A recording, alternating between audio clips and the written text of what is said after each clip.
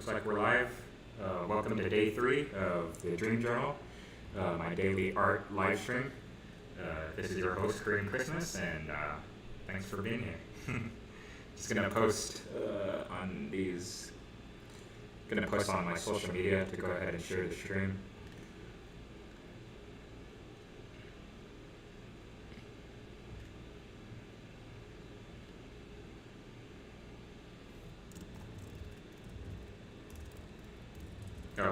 Today I'm going to be taking a little bit of a risk here and playing a podcast in the background.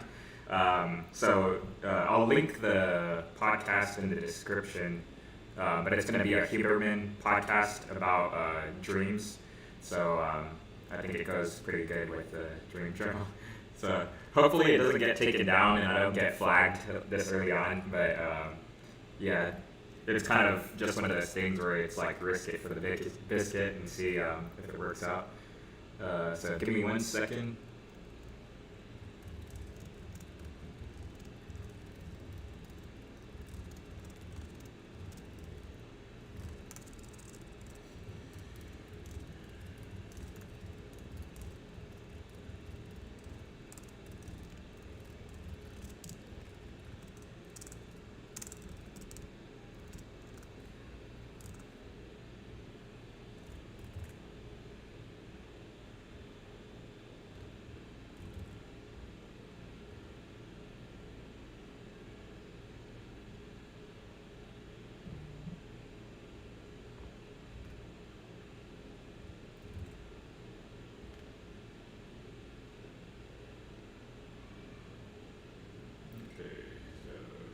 Facebook, and then Twitter.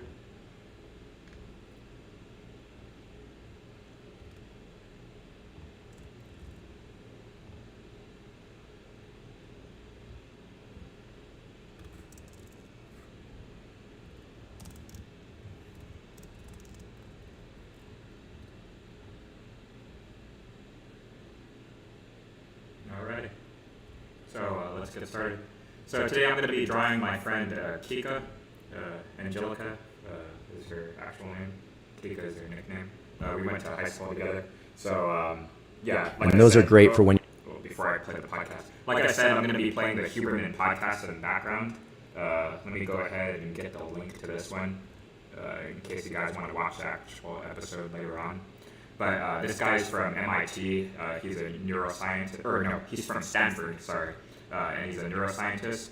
The information in his videos are like really amazing, like they're high level information, and it's all for free. So I've actually used some of the techniques that he talks about to help with focus, and then helping with I guess like staying motivated to like work on stuff. Since like I do a lot of entrepreneurship, like it sometimes gets like overwhelming. Because like I'm juggling like 3 different hats at once, but yeah, with like some of the techniques he talks about, with like activating dopamine in your head by like telling yourself like you feel good while you're doing something, even if it like feels bad at that moment, and then like after it's over, like rewarding yourself, like that's already like I've only been doing it for like a month, and that's already like programmed my mind where it's like I don't even need the reward anymore. Like I feel rewarded for like just taking the action in the first place. So it's kind of interesting. So let me go ahead and post the podcast. So if you're live, you'll have to refresh the page to see the podcast, but it's in there now. So let's go ahead and get started. When you're on the plane or you're otherwise traveling, they mix up really easily without any mess or the need to spoon out powder and things of that sort. So things that are easy to do at home, kind of harder on the road, those packets make it easy while on the road. Today we're going to talk about dreaming, learning during dreaming, and unlearning during dreaming. In particular, unlearning of troubling emotional events. Now, my interest in dreaming goes way back. When I was a child, I had a friend, and he came over one day and he brought with him a mask that had a little red light in the corner. He had purchased this thing through some magazine ad that he had seen. And this mask was supposed to trigger lucid dreaming. Lucid dreaming is the experience of dreaming during sleep but being aware that one is dreaming. And in some cases, being able to direct one's dream activities. So if you're in a lucid dream and you want to fly, for instance, some people report being able to initiate that experience of flying, or to contort themselves into an animal, or to transport themselves to wherever they want within the dream. I tried this device. The way it worked is you put on the mask during a waking state, wide awake, and you'd look at the little light flashing in the corner. And then you'd also wear it when you went to sleep at night.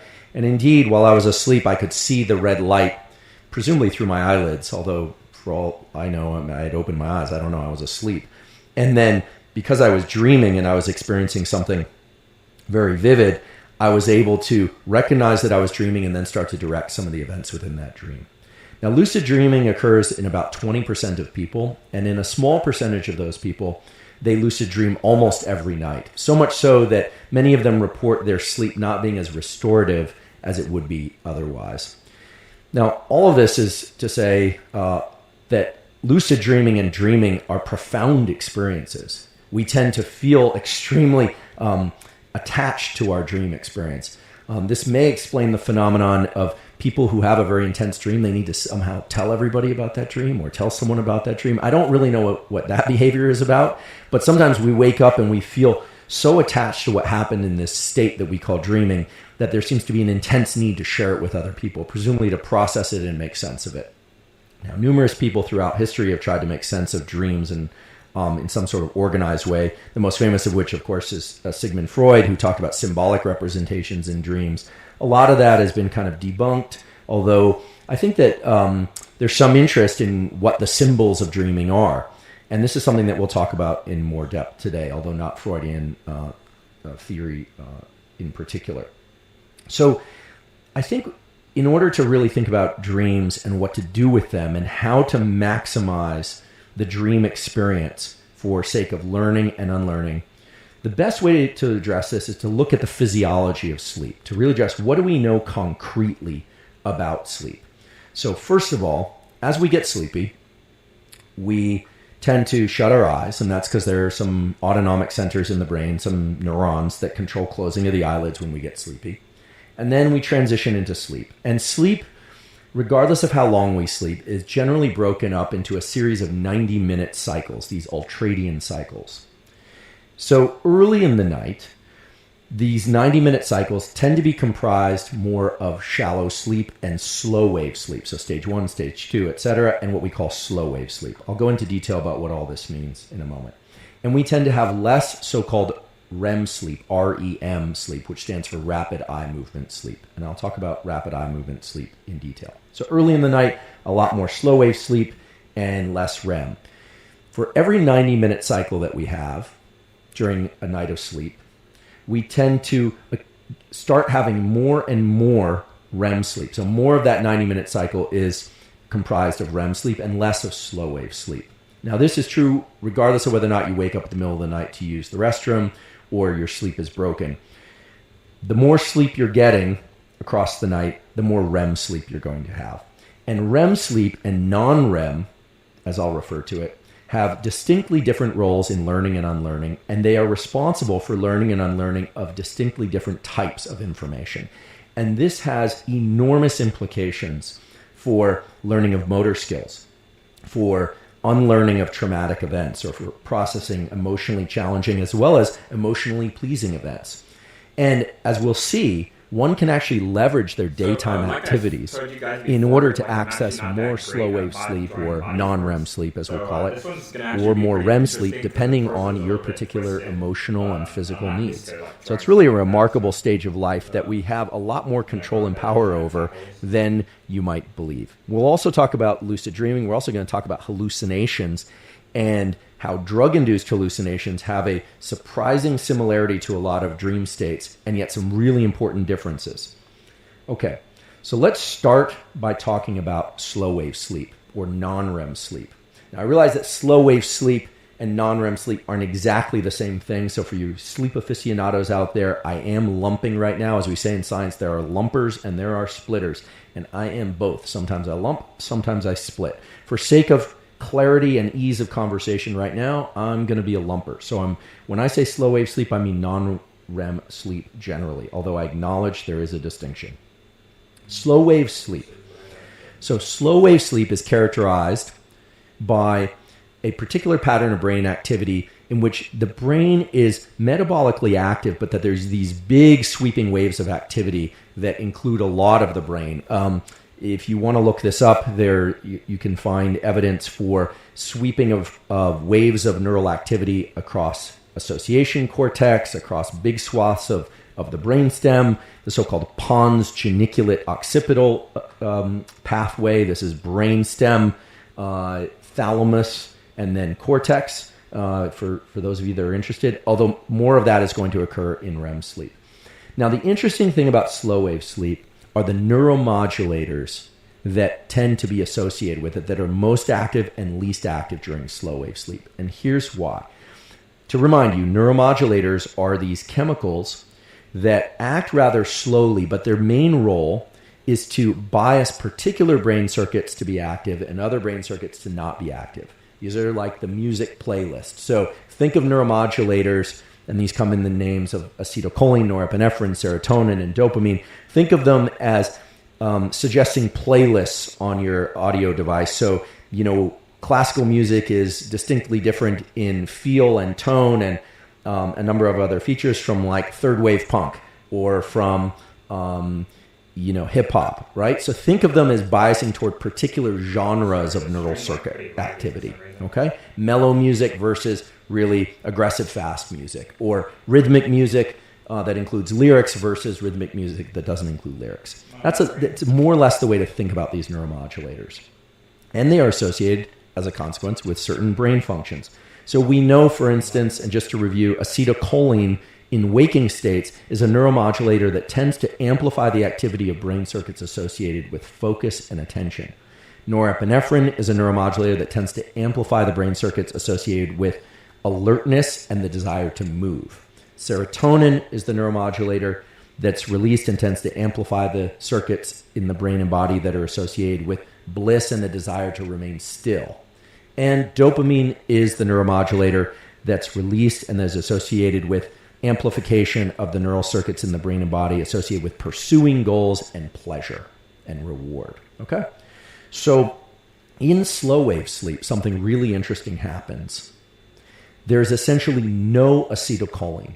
Acetylcholine production and release and action from the two major sites, which are in the brainstem, which from a nucleus, if it's a parabigeminal nucleus, if you really want to know, or from the forebrain, which is nucleus basalis. And you don't need to know these names, but if you like, that's why I put them out there.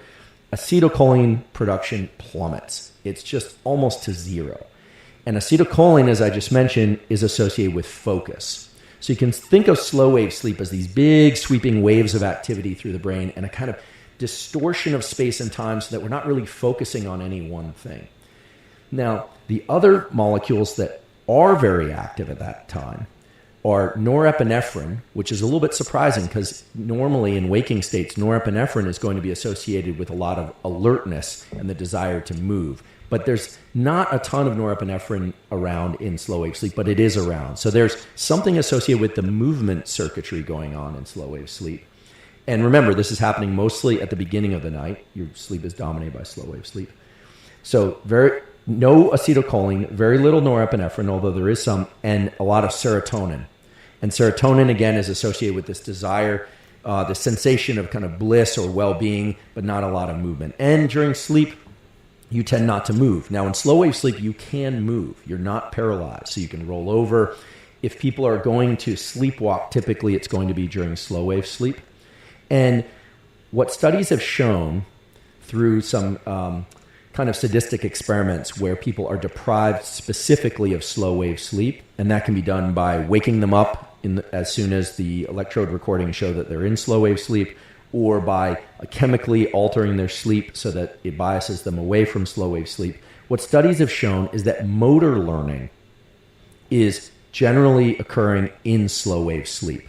So let's say the day before you go to sleep, you were learning some new dance move, or you were learning some specific motor skill, either a fine motor skill or a coarse motor skill. So let's say it's a new form of exercise or some new coordinated movements. This could be coordinated movement at the level of the fingers, or it could be coordinated movement at the level of the whole body and large limb movements. It could involve other people, or it could be a solo activity.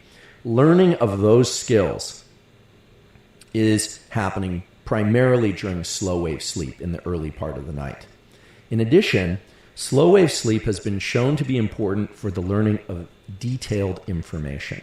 Now, this isn't always cognitive information. We're going to talk about cognitive information, but the studies that have been done along these lines involve having people learn very detailed information about very specific rules and the way that certain words are spelled. They tend to be challenging words. So if people are tested in terms of their performance on these types of exams and they're deprived of slow wave sleep, they tend to perform very poorly.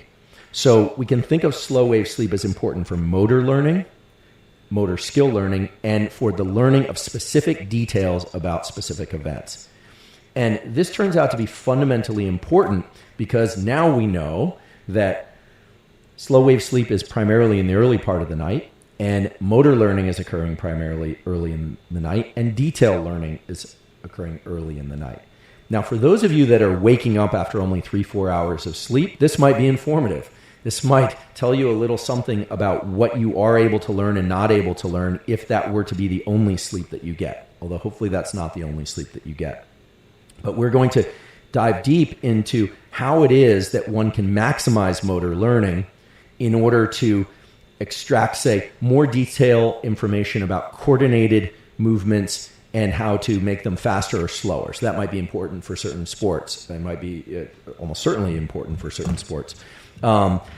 It's going to be important for any kind of coordinated movement, like, say, learning to play the piano, or, for instance, how to learn synchronized movements with somebody else. So maybe I mentioned the example of dance earlier. If you, like me, a few years ago, I set out to learn tango because I have some Argentine relatives, and I was abysmal. I need to return to that at some point. I was just abysmal. And one of the worst things about being abysmal at learning dance is that somebody else has to suffer the consequences also.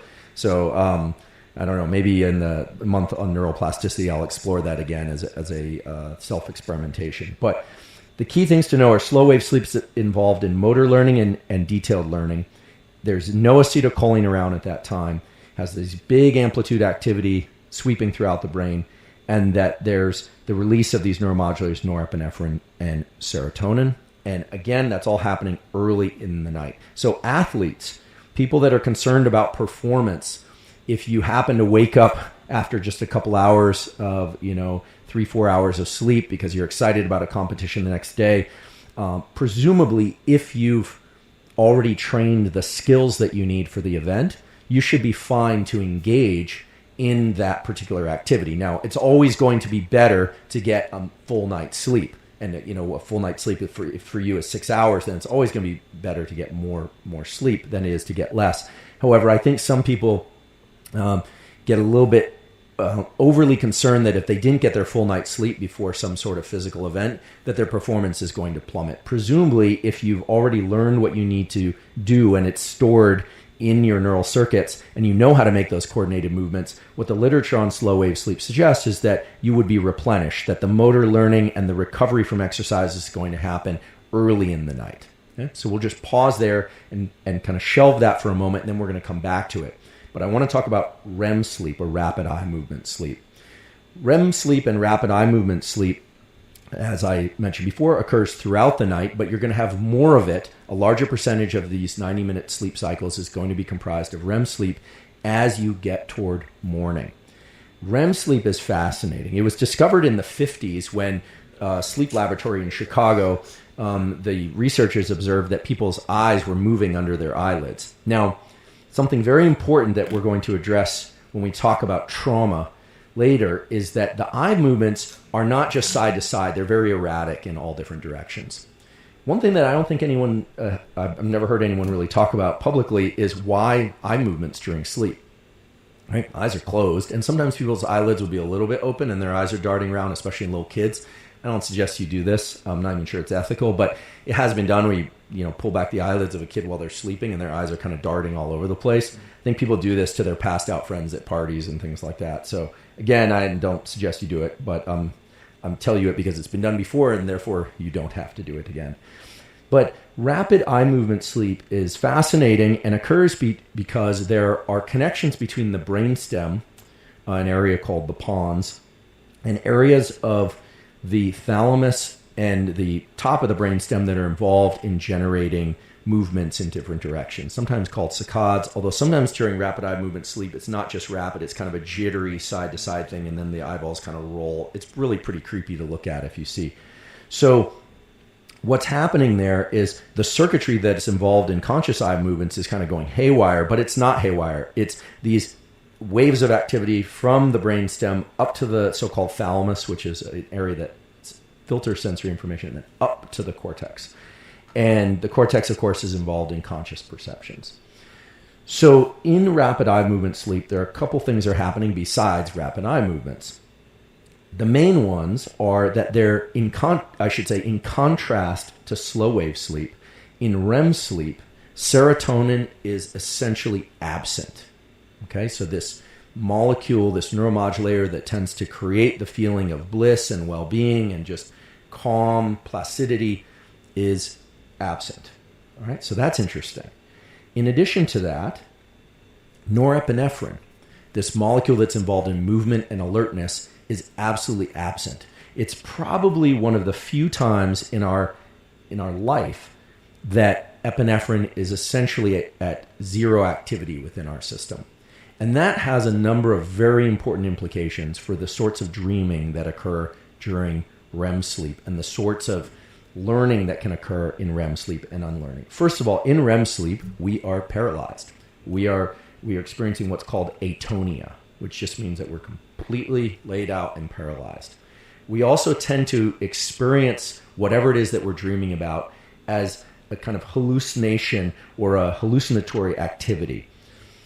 Long ago, I looked into hallucinations and dreaming. I was just fascinated by this in high school, and there's some great books on this if you're interested in exploring the relationship between hallucinations and dreaming. The most famous of which are from a guy, researcher at Harvard, Alan Hobson, wrote a book called Dream Drugstore and talked all about the similarities between drugs that induce hallucinations and dreaming in REM. So you can explore that if you like. So in REM, our eyes are moving, but the rest of our body is paralyzed and we are hallucinating. There's no epinephrine around. Epinephrine doesn't just create a desire to move and alertness. It is also the chemical signature of fear and anxiety. It's what's released from our adrenal glands when we experience something that's fearful or alerting. So if a car suddenly screeches in front of us or we get a troubling text message, adrenaline is deployed into our system. Adrenaline is epinephrine. Those are equivalent molecules. And epinephrine isn't just released from our adrenals, it's also released within our brain. So there's this weird stage of our life that happens more toward morning that we call REM sleep, where we're hallucinating and having these outrageous experiences in our mind, but the chemical that's associated with fear and panic and anxiety is not available to us. And that turns out to be very important. And you can imagine why that's important. It's important because it allows us to experience things, both replay of things that did occur, as well as elaborate contortions of things that didn't occur, and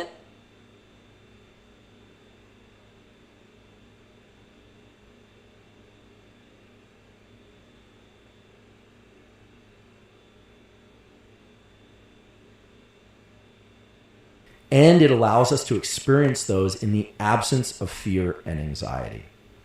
And that, it turns out, is very important for adjusting our emotional relationship to challenging things that happen to us while we were awake.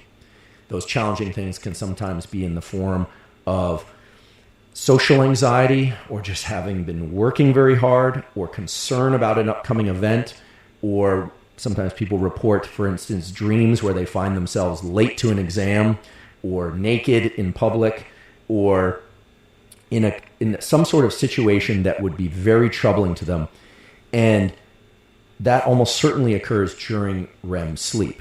So we have this incredible period of sleep in which our experience of emotionally laden events is dissociated. It's chemically blocked from us having the actual emotion. Now, probably immediately some of you are thinking, well, what about nightmares? I have nightmares and those carry a lot of emotion, or sometimes I'll wake up in a panic. Let's consider each of those two things separately because they are important in understanding REM sleep. There's a good chance that nightmares are occurring during slow wave sleep. There are actually some drugs that I don't suggest people take. In fact, so much so I'm not going to mention them, that give people very kind of scary or eerie dreams and this kind of feeling that things are pursuing them or that they can't move when they are being chased. That's actually a common dream that I've had. I guess it's more or less a nightmare. The feeling that one is paralyzed and can't move and is being chased. A lot of people have said, oh, that must be in REM sleep because you're paralyzed and so you're dreaming about being paralyzed and you can't move. I think that's probably false. The research says that because norepinephrine is absent during REM sleep, it's very unlikely that you can have these intense, fearful memories. So those are probably occurring in slow wave sleep, although there might be instances where people have nightmares in REM sleep. The other thing is some people experience, certainly I've had this experience of waking up and feeling very stressed about whatever it was that I happen to be thinking about or dreaming about in the moments before. And that's an interesting case of an invasion of the dream state into the waking state. And the moment you wake up, epinephrine is available. So the research on this isn't fully crystallized, but most of it points in the direction of the experience of waking up and feeling very panicked. Maybe, I want to highlight but maybe that you were experiencing something that was troubling in the daytime. You're repeating that experience in your sleep. Epinephrine is not available, and therefore the brain circuits associated with fear and anxiety are shut off, and so you're able to process those events. And then suddenly you wake up, and there's a surge of adrenaline, of epinephrine, that's now coupled to that experience. So nightmares very likely in slow wave sleep, and that kind of panic on waking from something very likely to be an invasion of the thoughts and ideas, however distorted in REM sleep, invading the waking state. In fact, that brings to mind something that I've mentioned once before, but I want to mention again. This atonia, this paralysis that we experience during sleep, can invade the waking state. Many people report the experience of waking up and being paralyzed. They're legitimately waking up. It's not a dream. Waking up and being paralyzed, and it is terrifying. I've had this happen before. It is, I can tell you, terrifying to be wide awake and, as far as I could tell, fully conscious, but unable to move. And then generally you can jolt yourself out of it in a few seconds, but it is quite frightening. Now, some people actually experience waking up, being fully paralyzed, and hallucinating. And there is a theory in the academic and scientific community, at least, that what people report as alien abductions have a certain number of core characteristics that map quite closely, eerily similarly to these experiences.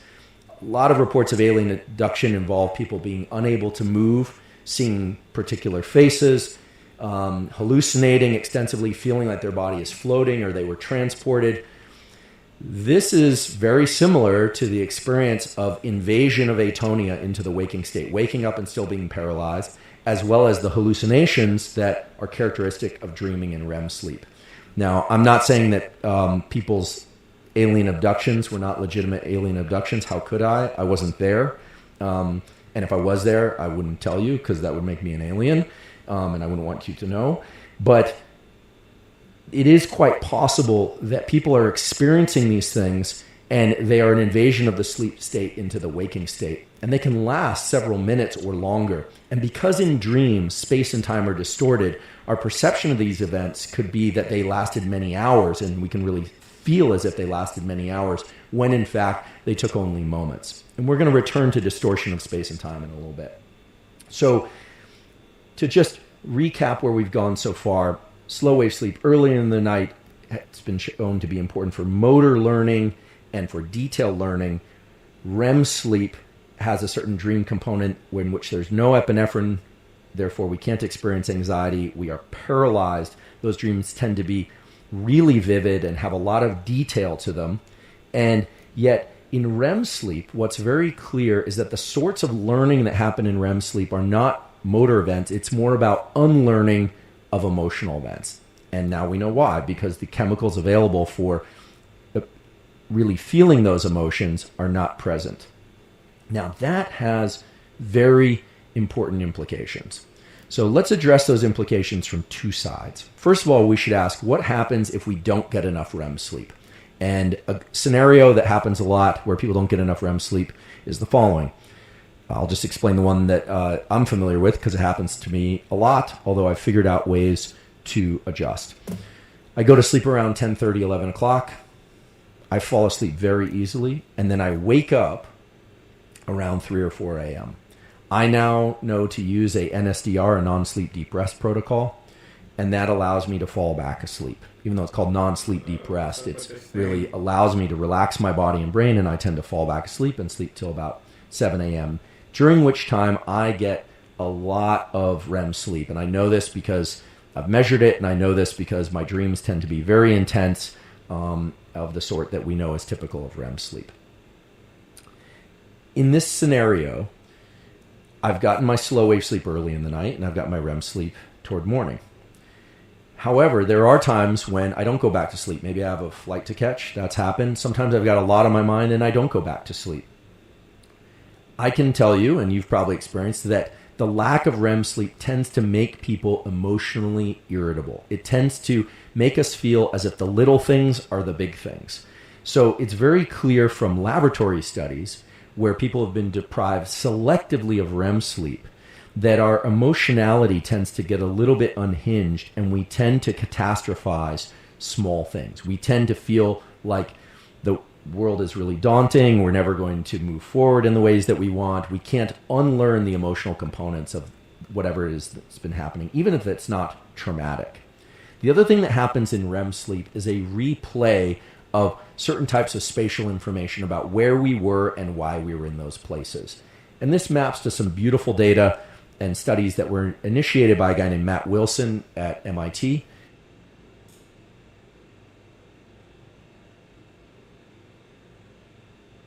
Years ago, showing that in rodents, and it turns out in non-human primates and in humans, there's a replay of spatial information during REM sleep that almost precisely maps to the activity that we experience during the day as we move from one place to another. So here's a common world scenario. You go to a new place, you navigate through that city or that environment.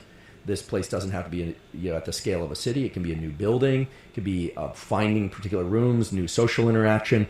You experience that, and if it's important enough, that becomes solidified a few days later, and you won't forget it. If it's unimportant, you'll probably forget it.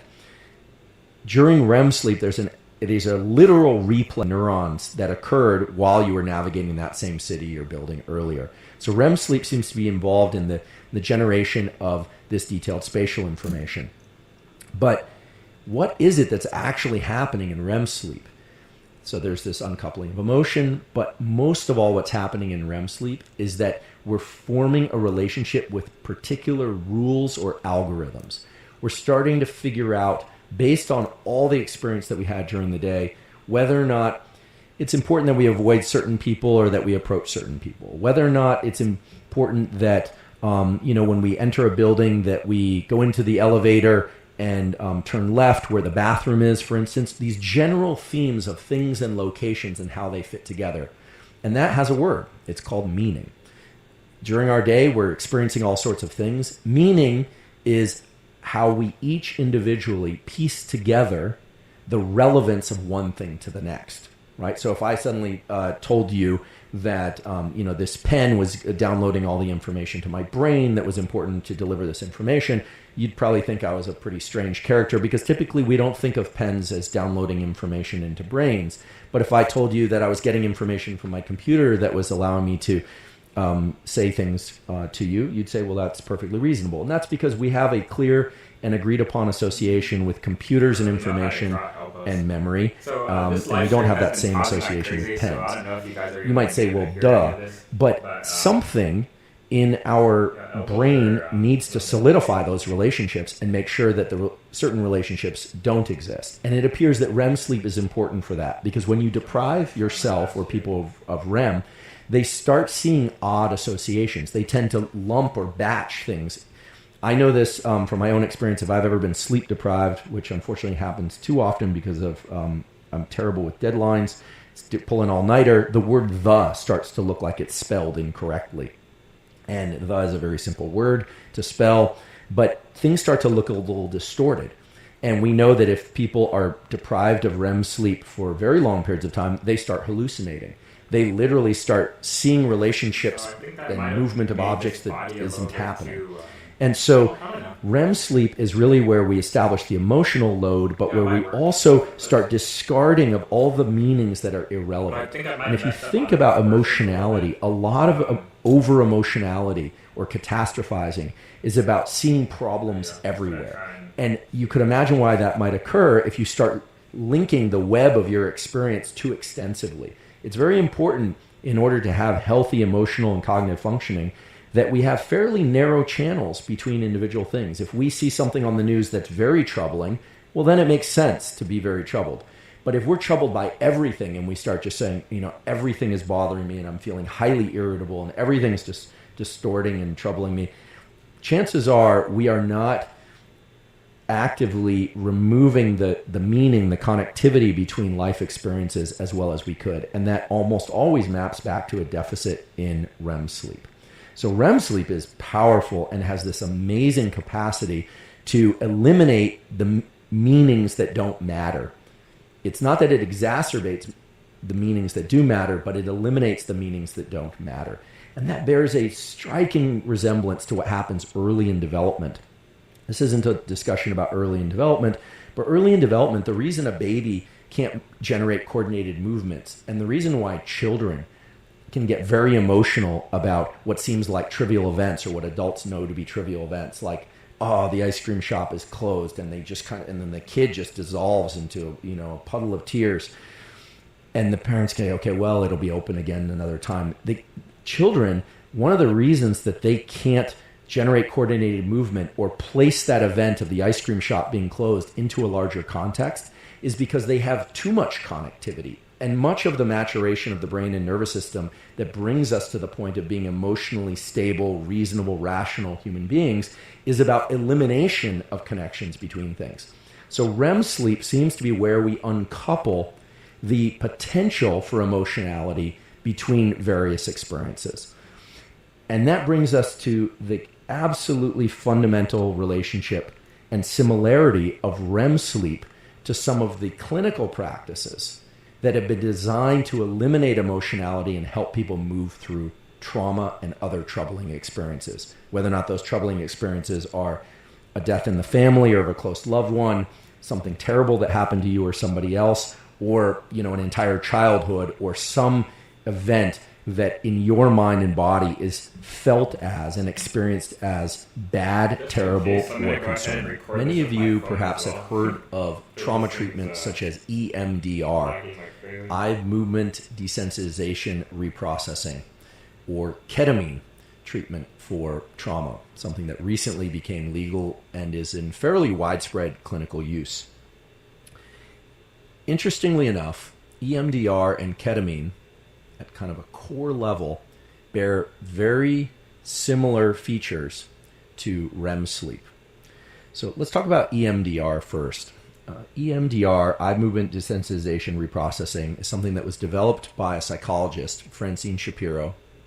She actually was in Palo Alto. And the story goes that she was walking, not so incidentally, in the trees and forests behind Stanford, and she was recalling a troubling event in her own mind. So this would be from her own life. And she realized that as she was walking, the emotional load of that experience was not as intense or severe. She extrapolated from that experience of walking and not feeling as stressed about the stressful event, to a practice that she put into work with her clients, with her patients, and that now has become fairly widespread. It's actually one of the few behavior treatments that are approved by the American Psychological Association for the treatment of trauma. What she had her clients and patients do was move their eyes from side to side while recounting some traumatic or troubling event. Now, this was, of course, in the clinic, and I'm guessing that she removed the walking component and just took the eye movement component to the clinic because while it would be nice to go on therapy sessions with your therapist and take walks, there are certain boundaries to that, such as confidentiality. If there are a lot of people around, a person might not feel as open to discussing things, or weather barriers and things like that. If it's raining or hailing outside, it gets tough to do. Why eye movements? Well, she never really said why eye movements, but soon I'll tell you why the decision to select these lateralized eye movements for the work in the clinic was the right one. So these eye movements, they look silly. I'll do them because that's why I'm here. They look silly, but they basically involve sitting in a chair and moving one's eyes from side to side, not while talking, but for me, and then recounting the event. So it's sometimes talking while moving the eyes, but usually it was moving the eyes from side to side for 30, 60 seconds, then describing this challenging procedure. Now, as a vision scientist who also works on stress, when I first heard this, I thought it was crazy, frankly. People would ask me about EMDR, and I just thought, that's crazy. I went and looked up some of the theories about why EMDR might work, and there were a bunch of theories. It mimics the eye movements during REM sleep. That was one. Turns out that's not true, and I'll explain why. The other one was, it synchronizes the activity on the two sides of the brain. Well, sort of. I mean, when you look into both sides of the binocular visual field, you activate the visual cortex. But this whole idea of synchrony between the two sides of the brain is something that I think modern neuroscience is starting to, let's just say, gently or not so gently move away from. This whole right brain, left brain business. It turns out, however, that eye movements of the sort that I just did and that Francine Shapiro took from this walk experience and brought to her clients in the clinic are the sorts of eye movements that you generate whenever you're moving through space, when you are self-generating that movement. So not so much when you're driving a car, but certainly if you were riding a bicycle or you were walking or you were running, you don't realize it, but you have these reflexive subconscious eye movements that go from side to side, and they are associated with the motor system. So when you move forward, your eyes go like this. There have been a number of studies showing that these lateralized eye movements helped people move through or dissociate the emotional experience of particular traumas with those experiences, such that they could recall those experiences after the treatment and not feel stressed about them, or they didn't report them as traumatic any longer. Now, the success rate wasn't 100%, but they were statistically significant in a number of studies. And yet there are still some critics of EMDR, and frankly, for a long time, I still thought, well, I don't know, this just seems like kind of a hack. It just seems like kind of something for which we don't know the mechanism and we can't explain. But in the last 5 years, there have been no fewer than 5, and there's a 6th on the way, high-quality, peer-reviewed manuscripts published in Journal of Neuroscience, Neuron, Cell Press Journal, excellent journal, Nature, excellent journal. These are very stringent journals and papers showing that lateralized eye movements of the sort that I just did, and if you're just listening to this, it's just moving the eyes from side to side with eyes open, that those eye movements, but not vertical eye movements, suppress the activity of the amygdala, which is this brain region that is involved in threat detection, stress, anxiety, and fear.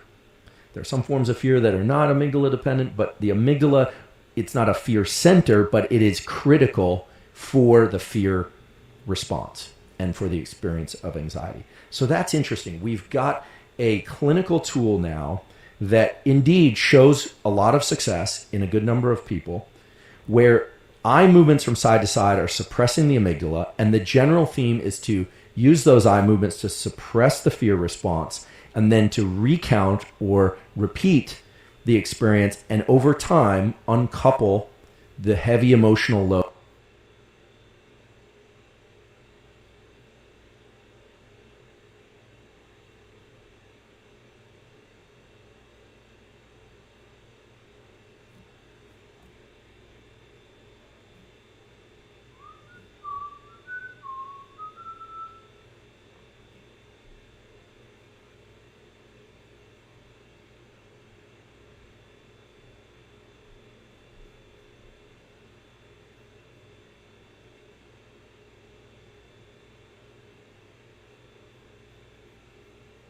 the sadness, the depression, the anxiety, the fear from whatever it was that happened that was traumatic. This is important to understand because, I'd love to be able to tell somebody who had a traumatic experience that they would forget that experience. But the truth is you never forget the traumatic experience. What you do is you remove the emotional load. Eventually it really does lose its potency. The emotional potency is alleviated. Now, EMDR, I should just mention, tends to be most successful for single event or very specific kinds of trauma that happen over and over, as opposed to, say, an entire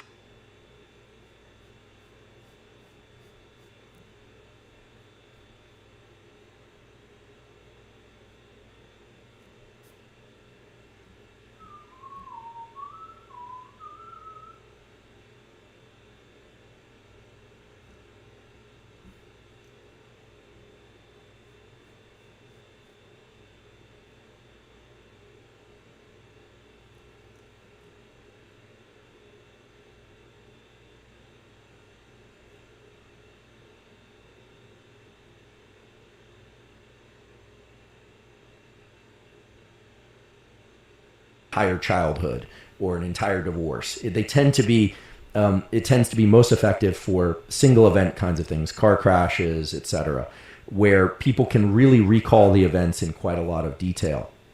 So it's not for everybody, and it should be done, if it's going to be done for trauma, it should be done in a clinical setting with somebody who's certified to do this.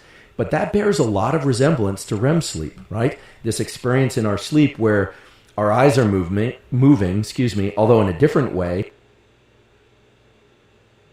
Come on, stream.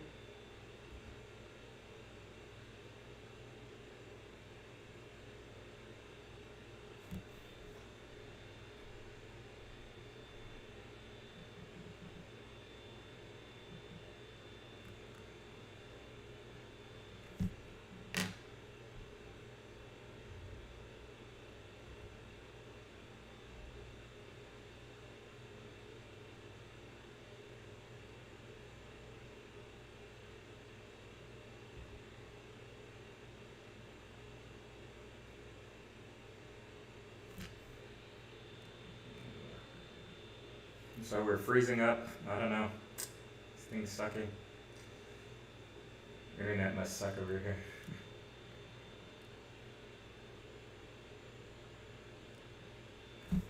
I might have to stream in lower quality. The only problem is that I'm worried the video might not show up clearly enough.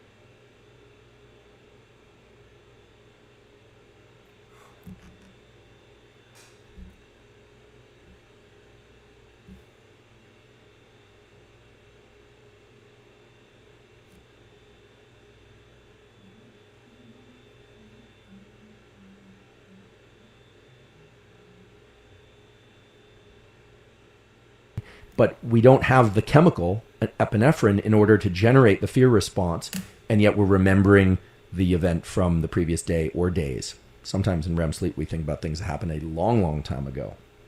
So that's interesting.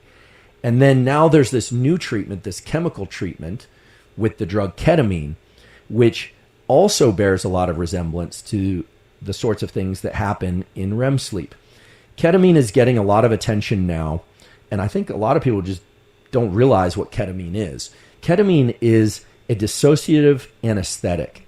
It is remarkably similar to the drug called PCP, which is certainly a hazardous drug for people to use. Ketamine and PCP both function to disrupt the activity of a particular receptor in the brain called the NMDA receptor, N-methyl D-aspartate receptor. This is a receptor that's in the surface of neurons, or on the surface of neurons, for which most of the time it's not active. But when something very extreme happens, and there's a lot of activity in the neural pathway that impinges on that receptor, it opens and it allows the entry of molecules, ions, that trigger a cellular process that we call long-term potentiation. And long-term potentiation translates to a change in connectivity so that later you don't need that intense event for the neuron to become active again. Let me clarify a little bit of this. The NMDA receptor is gated by intense experience. One way you could think about this is typically I walk in my home, I might make some food and sit down at my kitchen table, and I don't think anything about explosions. But were I to come home one night, sit down to a bowl of chicken soup, and there was a massive explosion, the neurons that are associated with chicken soup and my kitchen table would be active in a way that was different than they were previously, and would be coupled to this experience of explosions, such that the next time, and perhaps every other time that I go to sit down at the kitchen table, no matter how rational I am about the origins of that explosion, maybe it was a gas truck that was down the road and there's no reason to think it's there today, but I would have the same experience. Those neurons would become active and I'd get an increase in heart rate, I'd get an increase in sweating, etc. Ketamine blocks this NMDA receptor and prevents that crossover and the addition of meaning to the chicken soup explosion experience. So how is ketamine being used? Ketamine is being used to prevent learning of emotions very soon after trauma. So ketamine is being stocked in a number of different emergency rooms where if people are brought in quickly, and these are hard to describe even, but a horrible experience of, somebody seeing a loved one next to them killed in a car accident and they were driving that car. This isn't for everybody, certainly, and you need to talk to your physician, but ketamine is being used so they might infuse somebody with ketamine so that their emotion it can still occur, but that the plasticity, the change in the wiring of their brain won't allow that intense emotion to be attached to the experience.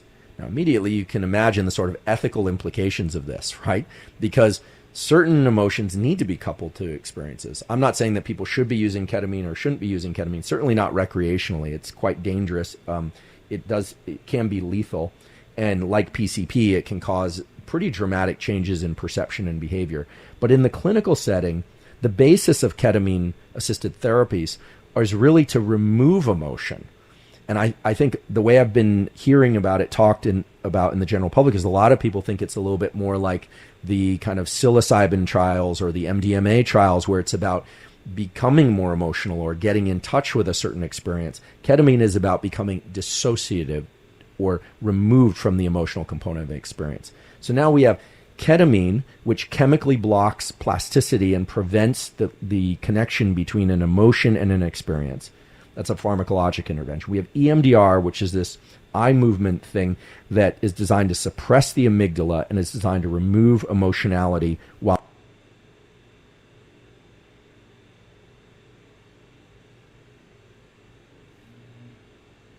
looks like the torso is even more tilted than I thought it was.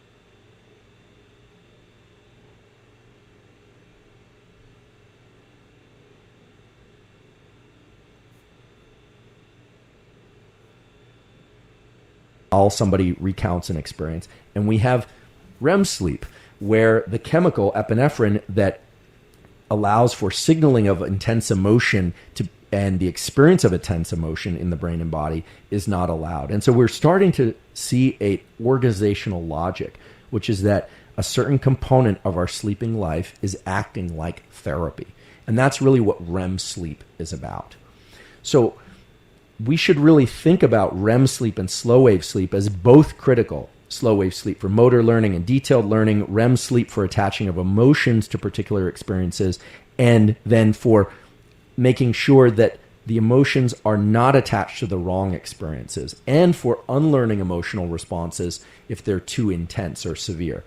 And this all speaks to the great importance of mastering one's sleep, something that we talked about in episode 2 of the podcast, and making sure that if life has disruptive events, either due to travel or stress or changes in school or food schedule, something that we talked about in episodes 3 and 4, that one can still grab a hold and manage one's sleep life.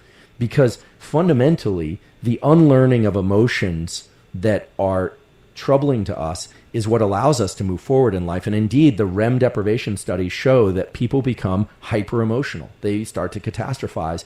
And it's no surprise, therefore, that sleep disturbances correlate with so many emotional and psychological disturbances. It's just, by now, it should just be obvious why that would be the case.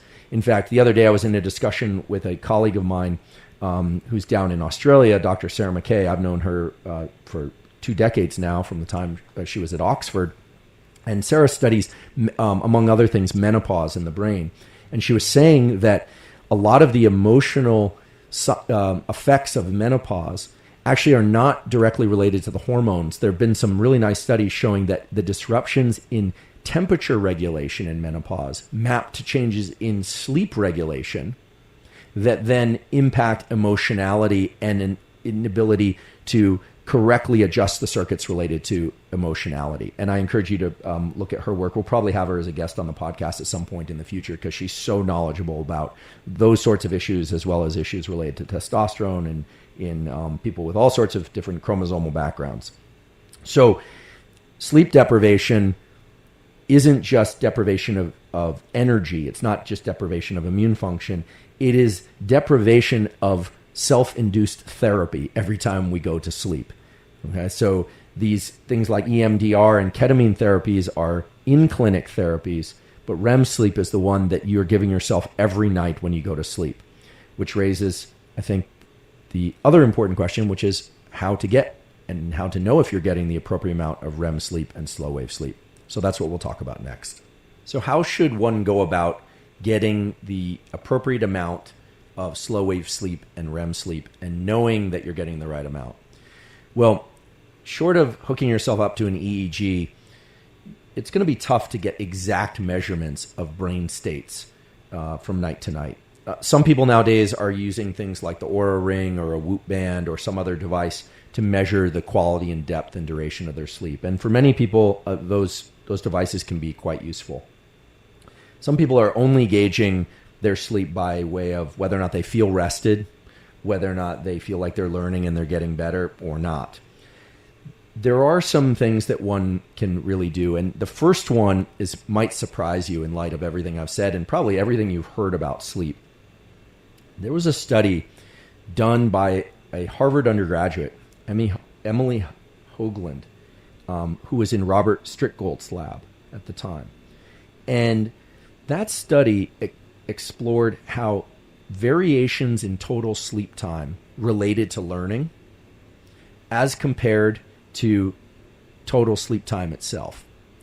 And to summarize the study, what they found was that it was more important to have a regular amount of sleep each night as opposed to the total duration. In other words, and what they showed was that improvements in learning or deficits in learning were more related to whether or not you got 6 hours, 6 hours, 5 hours, 6 hours. That was better than if somebody got, for instance, 6 hours, 10 hours, 7 hours, 4 or 5 hours. So you might say, well, that's crazy because I thought we're just all supposed to get more sleep and there's more REM towards morning. Turns out that for sake of learning new information and performance on exams in particular, that's what was measured, limiting the variation in the amount of your sleep is at least as important and perhaps more important than just getting more sleep overall. And I think this will bring people great relief, many people great relief, who are struggling to quote unquote get enough sleep. Remember a few episodes ago, I talked about the difference between fatigue and insomnia. You know, fatigue tends to be when we are tired. Insomnia tends to lead to a sleepiness during the day when we're falling asleep. And you don't want that. You don't want either of those things, really. But I found it striking that the data from this study really point to the fact that consistently getting about the same amount of sleep is better than just getting more sleep. And I think nowadays so many people are just aiming for more sleep, and they're rather troubled about the fact that they're only getting 5 hours or they're only getting 6 hours in some cases.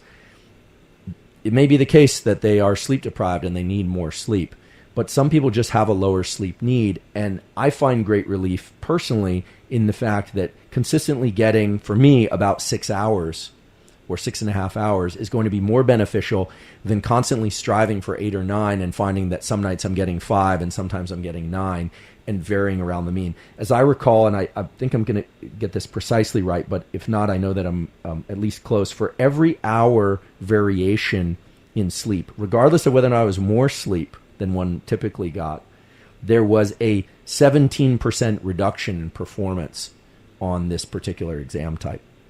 And so this is powerful. This means that we should strive for a regular amount of sleep. And for some of us, that means falling asleep and waking up and going back to sleep. For some people, it means falling asleep and waking up and not getting back to sleep. Now, ideally, you're getting the full complement of slow wave sleep early in night and sleep toward morning, which is REM sleep, which brings us to how to get more REM sleep. Well, there are a couple of different ways, but here's how to not get more REM sleep. All right. First of all, drink a lot of fluid right before going to sleep. One of the reasons why we wake up in the middle of the night to use the bathroom is because when our bladder is full, there is a neural connection, literally a set of neurons and a nerve circuit that goes to the brainstem that wakes us up. And actually, some people that I know and I won't be mentioned actually use this to try and adjust for their jet lag when they're trying to stay awake. Having to use the bathroom, having to urinate is one of the most anxiety-evoking experiences anyone can have. If you really have to go to the bathroom, it's very hard to fall asleep or stay asleep. And bedwetting, which happens in kids very early on, is a failure of those circuits to mature until I think we all assume that babies are gonna pee in their sleep, but adults aren't supposed to do that. And the circuits take some time to develop, and in some kids they develop a little bit later than others. So having a full bladder is one way to disrupt your sleep. You don't want to go to bed dehydrated, but that's one way. On the other hand, there is evidence that if you want to remember your dreams more or remember more of your dreams, there is a tool that you can use. I don't necessarily recommend it, which is to drink a bunch of water before you go to sleep. And then what happens is you tend to break in and out of REM sleep. It tends to be fractured. And with a sleep journal, they've done these laboratory studies, believe it or not, people will recall more of their dreams because they're in this kind of semi-conscious state because they're constantly waking up throughout the night. I suggest not having a full bladder before you go to sleep. That one's kind of an obvious one, but nonetheless.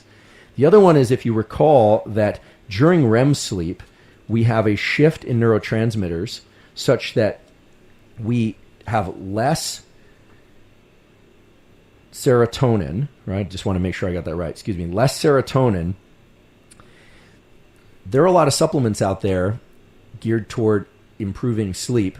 I've taken some of them, and I've taken many of them, if not all of them at this point, so I could report back to you.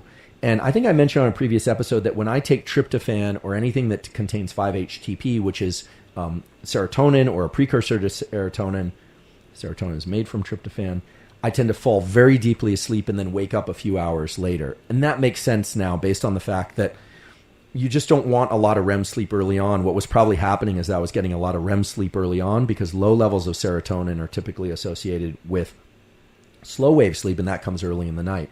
So for some people, those supplements might work, but beware serotonin supplements could disrupt the timing of REM sleep and slow wave sleep, and in my case, led to waking up very shortly after going to sleep and not being able to get back to sleep. Now, if you want to increase your slow wave sleep, that's interesting. There are ways to do that. One of the most powerful ways to increase slow wave sleep, the percentage of slow wave sleep, apparently without any disruption to the other components of sleep and learning, is to engage in resistance exercise. It's pretty clear that resistance exercise triggers a number of metabolic and endocrine pathways that lend themselves to release of growth hormone, which happens early in the night. And resistance exercise, therefore, can induce a greater percentage of slow wave sleep. It doesn't have to be done very close to going to bedtime. In fact, for some people, that the exercise could be disruptive for reasons I've talked about in previous episodes. But resistance exercise, unlike aerobic exercise, does seem to increase the amount of slow wave sleep, which, as we know, is involved in motor learning and the acquisition of fine, detailed information, not general rules or the emotional components of experiences. For those of you that are interested in lucid dreaming and would like to increase the amount of lucid dreaming that you're experiencing, I haven't been able to track down that device with the red light that I described at the beginning, but there are a number of just simple zero technology tools that one could use in principle. One is to set a cue. The way this works is you come up with a simple statement about something that you'd like to see or experience later in dreams. You can, for instance, write down, something like, I want to remember the red apple. I know it sounds silly and trivial. And you look at that, you would probably want to write it down on a piece of paper. You might even want to draw a red apple. And then before you go to sleep, you would look at it. And then you would just go to sleep. There are some reports that doing that for several days in a row can lead to a situation in which you are suddenly in your dream and you remember the red apple. And that gives you a sort of tether to reality between the dream state and reality that allows you to navigate and shape and kind of adjust your dreams. Lucid dreaming does not have to be or include the ability to alter features of the dream, to be able to control things in the dream. Sometimes it's just the awareness that you are dreaming. But nonetheless, some people enjoy lucid dreaming. And then for people that have a lot of lucid dreams that feel kind of overwhelmed by those, that's going to involve trying to embrace protocols that can set the right duration of sleep. There's a little bit of literature, not a lot, that shows that keeping the total amount of sleep per night to say 6 hours, such that you begin sleep and end at the beginning and end of one of these ultradian cycles, can be better than waking up in the middle of one of these ultradian cycles. So try and find the right amount of sleep that you need that's right for you, and then try and get that consistently night to night. If you're a lucid dreamer and you don't like it, then you may want to start to make sure that you're waking up at the end of one of these ultradian cycles. So in this case, it would be better to wake up after 6 hours than after 7. And if you did sleep longer than 6 hours, maybe you'd want to get to 7.5 hours, because that's going to reflect the end of one of these 90-minute cycles as opposed to waking up in the middle. Alcohol and marijuana are well known to induce states that are pseudo-sleep-like, especially when people fall asleep after having consumed alcohol or THC, the active component, one of the active components in marijuana. Alcohol, THC, and most things like them, meaning things that increase serotonin or GABA, are going to disrupt the pattern of sleep. They're going to disrupt the depth. They're going to disrupt the overall sequencing of more slow wave sleep early in the night and more REM sleep later in the night. That's just the reality.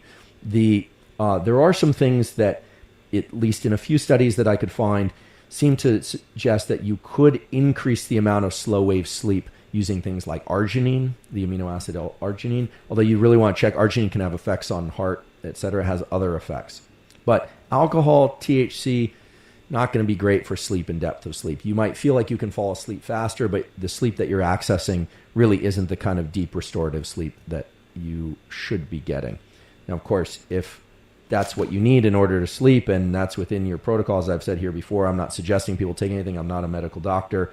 I'm not a cop, so I'm not trying to regulate anyone's behavior. I'm just telling you what the literature says. Some of you may want to explore your dreams and meaning of dreams, etc. There's not a lot of hard data about how to do this, but a lot of people report keeping a sleep journal or a dream journal can be very useful. So they mark when they think they fell asleep the night before, when they woke up. And if they wake up in the middle of the night or early in the morning, they'll just write down what they can recall of their dreams. And even if they recall nothing, many people have the experience of mid-morning or later afternoon that suddenly comes to them that they had a dream about something and writing that down. I kept a dream journal for a while. It didn't really afford me much. I didn't really learn anything except that my dreams were very bizarre. But there are some things that happen in dreams that are associated with REM sleep as compared to slow wave sleep, which can tell you whether or not your dream likely happened in REM sleep or slow wave sleep. And the distinguishing feature, it turns out, is something called theory of mind. Theory of mind is actually an idea that was developed for the study and assessment of autism. And it was initially, that phrase, theory of mind, was brought about by Simon Baron-Cohen, who is Sacha Baron Cohen, the comedian's brother. Simon Baron-Cohen is a psychologist and to some extent a neuroscientist at Oxford. And theory of mind tests are done on children. And the theory of mind test is somewhat like the following. A child is brought into a laboratory and watches a video of a child playing with some sort of toy. And then at the end of playing with that toy, they put the toy in a drawer and they go away. And then another child comes in and is looking around. And then the experimenter asks the child who's in the experiment, the real child, and says, what does the child think? What are they feeling? And most children of a particular age, 5 or 6 or older, will say, he or she is confused. They don't know where the toy is. Or they'll say something that implies what we call theory of mind, that they can put their ideas into and their mind into what the other child is likely to be feeling or experiencing. That's theory of mind. And it turns out that this is used as one of the assessments for autism because some children, not all, but some children that have autism or that go on to develop autism don't have this theory of mind. They tend to fixate on the fact that the first child put the toy in the drawer. They'll say it's in the drawer, as opposed to answering the question, which is how does the second child feel about it, or what are they experiencing? So theory of mind is something that emerges early in life as a part of the maturation of the circuits in the brain associated with emotional learning and social interactions.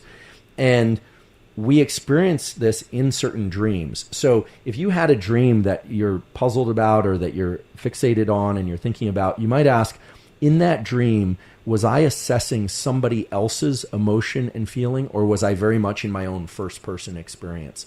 And the tendency is that theory of mind tends to show up most in these REM-associated dreams. Now, this isn't a hard and fast rule, but chances are if you were in a dream and you were thinking about other people who wanted to do something to you, you were thinking about their desire to chase you or help you or something that was related to someone else's emotional experience, it was probably a REM dream. That dream occurred in rapid eye movement sleep as opposed to slow wave sleep. And that makes sense when you think about the role of REM in emotional unlearning of associations with particular life events. That REM is rich with all sorts of exploration of the emotional load of being chased or the emotional load of having to take an exam the next day or being late for something. But again, if you're fixated or you can recall thinking a lot about or feeling a lot about what somebody else's motivations were, then chances are it was in REM. And if not, chances are it was in slow wave sleep. Today we've been in a deep dive of sleep and dreaming, learning and unlearning. And I just want to recap a few of the highlights and important points. A lot more slow wave sleep and less REM early in the night. More REM and less slow wave sleep later in the night. REM sleep is associated with intense experiences without this chemical epinephrine that allows us the anxiety or fear, and almost certainly has an important role in uncoupling of emotion from experiences. Self-induced therapy that we go into each night. That bears striking resemblance to things like EMDR and ketamine therapies and so forth. Slow wave sleep is critical, however. It's critical mostly for motor learning and the learning of specific details. So REM is kind of emotions and general themes and meaning, and slow wave sleep, motor learning and details. I personally find it fascinating that consistency of sleep, meaning getting 6 hours every night, is better than getting 10 one night, 8 the next, 5 the next, 4 the next. I find that fascinating, and I think I also like it because it's something I can control better than just trying to sleep more, which I think I'm not alone in agreeing that that's just hard for a lot of people to do. This episode also brings us to the conclusion of a 5-episode streak where we've been focusing on sleep and transitions in and out of sleep, non-sleep deep rest. We've talked about a lot of tools: morning light, evening light, avoiding lights, blue blockers, supplements, tools for measuring sleep duration and quality. We've been covering a lot of themes. I like to think that by now you're armed with a number of tools and information, things like knowing when your temperature minimum is, knowing when you might want to view light or not, when you might want to eat or take hot showers, or God forbid a cold shower, something that most people, including me, more or less loathe, but can have certain benefits. And that will allow you to shape your sleep life and get this consistent or more or less consistent amount of sleep on a regular basis. Nobody's perfect. In fact, I have this little joke that I sometimes tell. It's not funny. Like most of the jokes I tell, I'm told are not funny. But, there's so much excitement now about intermittent fasting. Sometimes I think that someone should start something on intermittent sleep deprivation, although we're already doing that. We are all experiencing lack of sleep from time to time. And I don't think we should catastrophize that too much. I think that what we want to do, rather than accumulate a sleep anxiety, is to, if we get a bad night's sleep, we want to adjust. We want to get back on track and just get the consistent amount of sleep. Use those non-sleep deep rest protocols to help us relax when we're feeling anxious or we're having trouble waking up in the middle of the night. There are a lot of tools out there, and most of them are zero cost. And so I hope you'll find those beneficial. If you've been hearing Costello snoring throughout this episode, I apologize on his behalf. As I said in the welcome video to this podcast, he's an integral part of the podcast. A few people have said, hey, that noise in the background is really disruptive. Hey, what can I say? Costello is a 10-year-old bulldog mastiff. The lifespan on those animals is about 10 years. So I'm not trying to make you feel guilty, but after he's gone, there won't be any snoring, although I'll probably get a different dog. So sort of a, what would the kids say? Sorry, not sorry. Sorry, not sorry about the snoring. And I'm sorry if it's disruptive, genuinely, but he's here for the haul. So that's what that's about. As we close out this segment on sleep, we are moving into a new theme and topic for the next 4 to 5 episodes.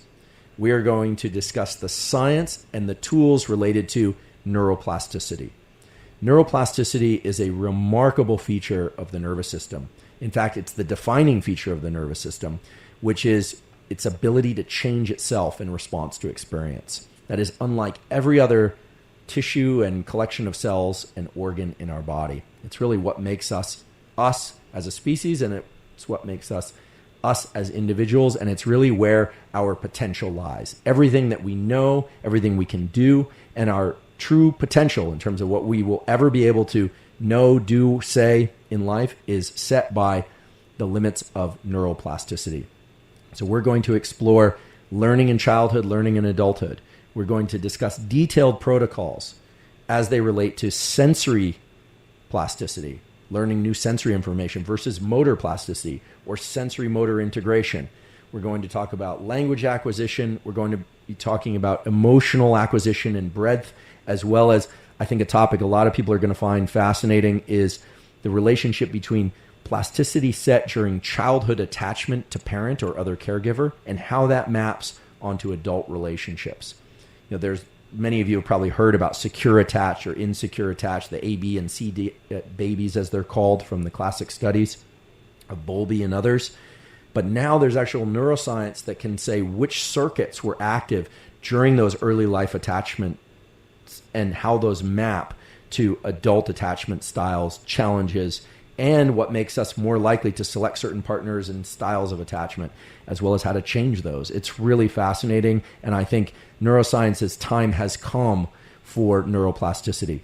We're also going to talk, of course, about supplements and chemicals and machines and devices that can assist in speeding up the plasticity process.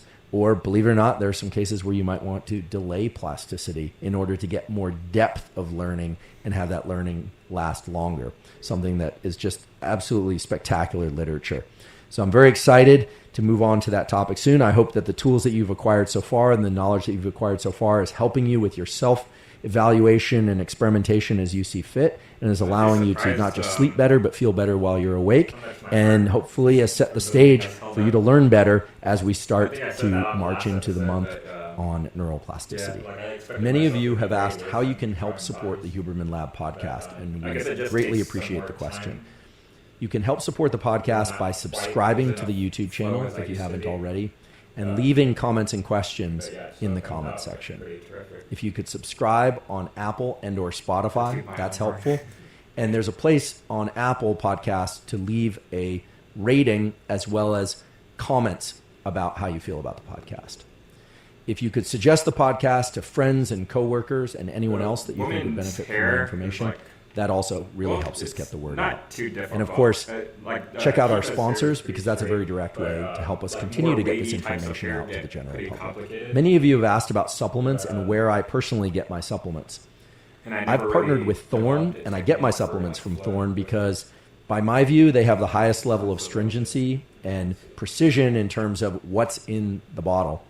And they also have very, very high quality standards. They're partnered with the Mayo Clinic and all the major sports organizations. If you want to try Thorne supplements, you can go to thorne.com. So that's Thorne spelled THORNE.com/U/Huberman. And if you do that, you can see the formulations that I take, and you'll also get 20% off, not just those formulations, but anything that Thorne makes. That's thorne.com/U/Huberman to get 20% off anything that they provide. Last but not least, a few people wrote to me with some questions/corrections about things that I said in previous podcasts. So in keeping with my goal of making the information accurate and clear, I just want to correct myself about a few things that I said. One of those, and I'm guessing it probably came from an endocrinologist or somebody else that knows a lot about testicles, said, Huberman, you mentioned that testosterone is made by the Sertoli cells of the testes, and it's not. It's made by the Leydig cells of the testes, and indeed, you are correct. And so I want to make sure that I clarify that. Testosterone is made by the Leydig cells of the testes, not by the Sertoli cells. The Sertoli cells make 5-alpha reductase and aromatase and some other enzymes involved in conversion of testosterone into things like DHT and estrogen. So thank you for that correction. I genuinely appreciate it. I misspoke. The other thing I said was, at one point I said typical temperature is 96.8 when I actually meant to say 98.6. So it was a dyslexic slip on my part, and I apologize. I don't know that I'm dyslexic. I haven't been clinically diagnosed with dyslexia, but I swapped them, which sometimes happens when I'm going fast. So I apologize. I'll use this as a moment to just say temperature varies a lot across the day and night. That was a theme of previous podcasts. So we can't really talk about average temperature anyway, but I do want to be clear that most people think about average temperature as 98.6. I misspoke, my error, and I apologize. Thank you for joining me in this journey of the nervous system and biology, and trying to understand the mechanisms that make us who we are and how we function in sleep and in wakefulness. It's really an incredible landscape to consider, and I hope that you're getting a lot out of the information. As always, thank you for your interest in science.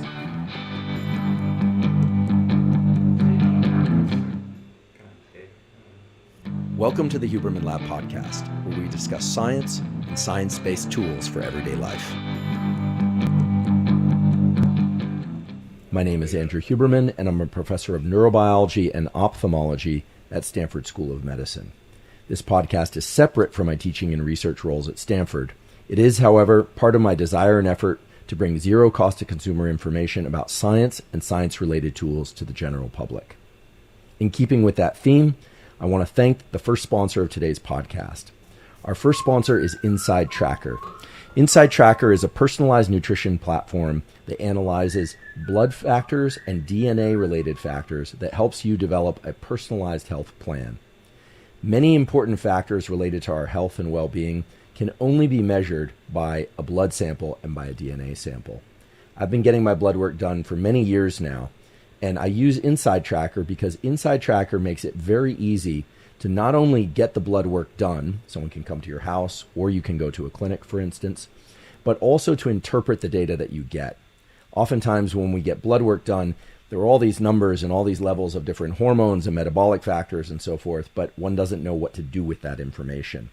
Inside Tracker has a terrific dashboard platform where you go online and it makes analyzing all that easy, and it also provides some very simple and straightforward directives in terms of exercise, nutrition, and other lifestyle factors that can help guide your health and improve your health. If you'd like to try Inside Tracker, you can go to insidetracker.com/Huberman and use the code Huberman at checkout to get 25% off your order. Today's episode is also brought to us by Headspace. Headspace is a meditation app that makes meditating easy. I've been meditating on and off for about 3 decades now, and typically it's been more off than on. I think like a lot of people, I find it hard to stick with a meditation practice. A few years ago, I started using the Headspace app, and when I did that, I found that I was meditating really consistently. First of all, the meditations in Headspace are backed by quality scientific peer-reviewed studies. Second of all, the meditations allow the meditation to be kind of easy and fun to access. I started first using them when I would travel because on JetBlue flights, which was the airline I was using, the meditations are offered as an alternative to watching a TV or a movie. And I found that I would arrive feeling much more refreshed than had I just sort of zoned out on the TV the whole time, or even if I had slept. I now continue to use Headspace regularly, pretty much every day for a short meditation, and I personally derive tremendous benefits from it. If you'd like to try Headspace, you can go to headspace.com/special offer, and they'll give you 1 month of all the meditations that they have available completely free. That's the best offer available right now from Headspace. So you can go to headspace.com/special offer and you'll get 1 month completely free, all the meditations they have. The third sponsor of today's podcast is Made4. Made4 is a behavioral science company that is a subscription model in which you engage in specific activities each month for 10 months in order to bring about positive behavioral change and growth mindset. The company was founded by former Navy SEAL Patrick Dossett, as well as Tom's founder, Blake Mycoskie.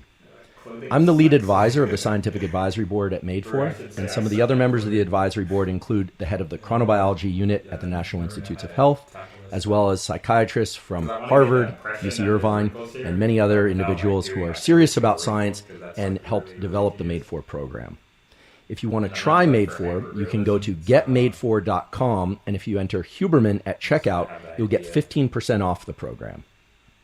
Today we're talking about neural plasticity, which is this incredible feature of our nervous systems that allows it to change in response to experience. Neuroplasticity is arguably one of the most important aspects of our biology. It holds the promise for each and all of us to think differently, to learn new things, to forget painful experiences, and to essentially adapt to anything that life brings us by becoming better.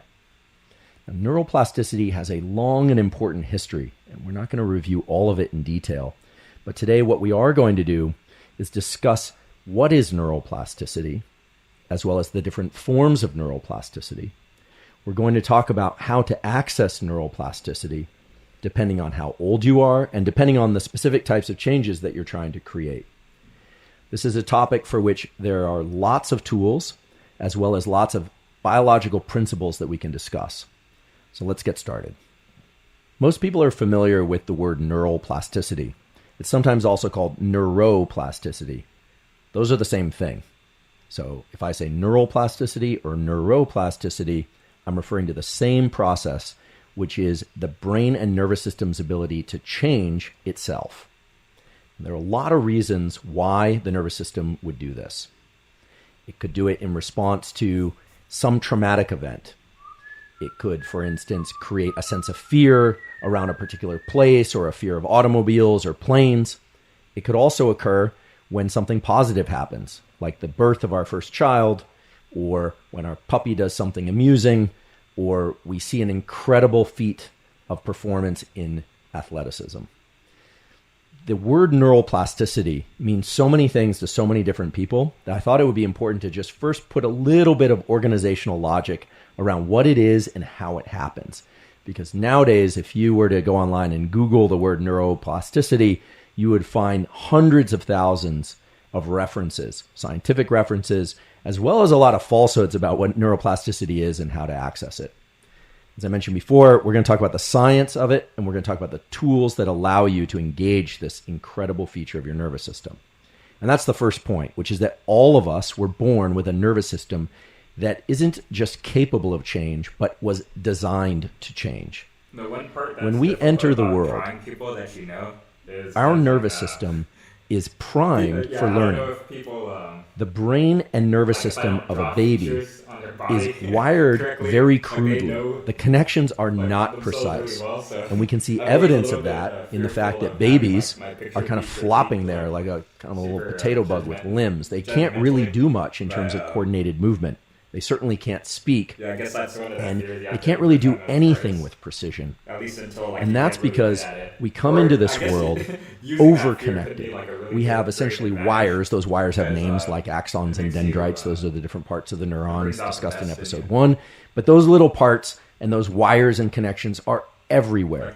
Imagine a bunch of roads that are all connected to one another in kind of a mess, but there are no highways. They're all just small roads. That's essentially what the young nervous system is like. And then as we mature, as we go from day one of life to 10 years old, 20 years old, 30 years old, what happens is particular connections get reinforced and stronger, and other connections are lost. So that's the first important principle that I want everyone to understand, which is that developmental plasticity, the neuroplasticity that occurs from the time we're born until about age 25, is mainly a process of removing connections that don't serve our goals well. Now, of course, certain events happen during that birth to 25 period in which positive events and negative events are really stamped down into our nervous system in a very dramatic fashion by what we call one trial learning. We experience something once, and then our nervous system is forever changed by that experience. Unless, of course, we go through some work to undo that experience.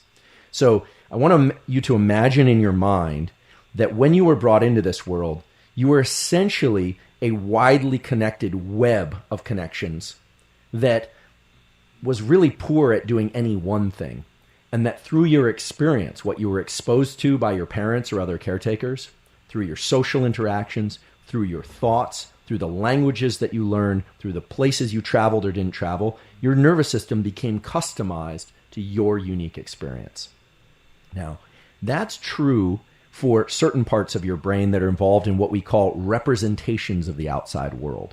A lot of your brain is designed to represent the visual world, or represent the auditory world, or represent the gallery of smells that are possible in the world. However, there are aspects of your nervous system that were designed not to be plastic. They were wired so that plasticity or changes in those circuits is very unlikely. Those circuits include things like the ones that control your heartbeat, the ones that control your breathing, the ones that control your digestion. And thank goodness that those circuits were set up that way, because you want those circuits to be extremely reliable. You never want to have to think about whether or not your heart will beat, or whether or not you will continue breathing, or whether or not you'll be able to digest your food. So many nervous system features like digestion and breathing and heart rate are hard to change. Other aspects of our nervous system are actually quite easy to change. And one of the great gifts of childhood, adolescence, and young adulthood is that we can learn through almost passive experience. We don't have to focus that hard in order to learn new things. In fact, children go from being able to speak no language whatsoever to being able to speak many, many words and comprise sentences, including words they've never heard before, which is remarkable. It means that the portions of the brain involved in speech and language are actually primed to learn and create new combinations. What this tells us is that the young brain is a plasticity machine. But then right about age 25, plus or minus a year or two, everything changes. After age 25 or so, in order to get changes in our nervous system, we have to engage in a completely different set of processes in order to get those changes to occur and for them, more importantly, to stick around. And this is something that I think is vastly overlooked in the popular culture discussion about neuroplasticity. People always talk about fire together, wire together. Fire together, wire together is true. It is the statement of my colleague at Stanford, Carla Schatz, and it's an absolute truth about the way that the nervous system wires up early in development.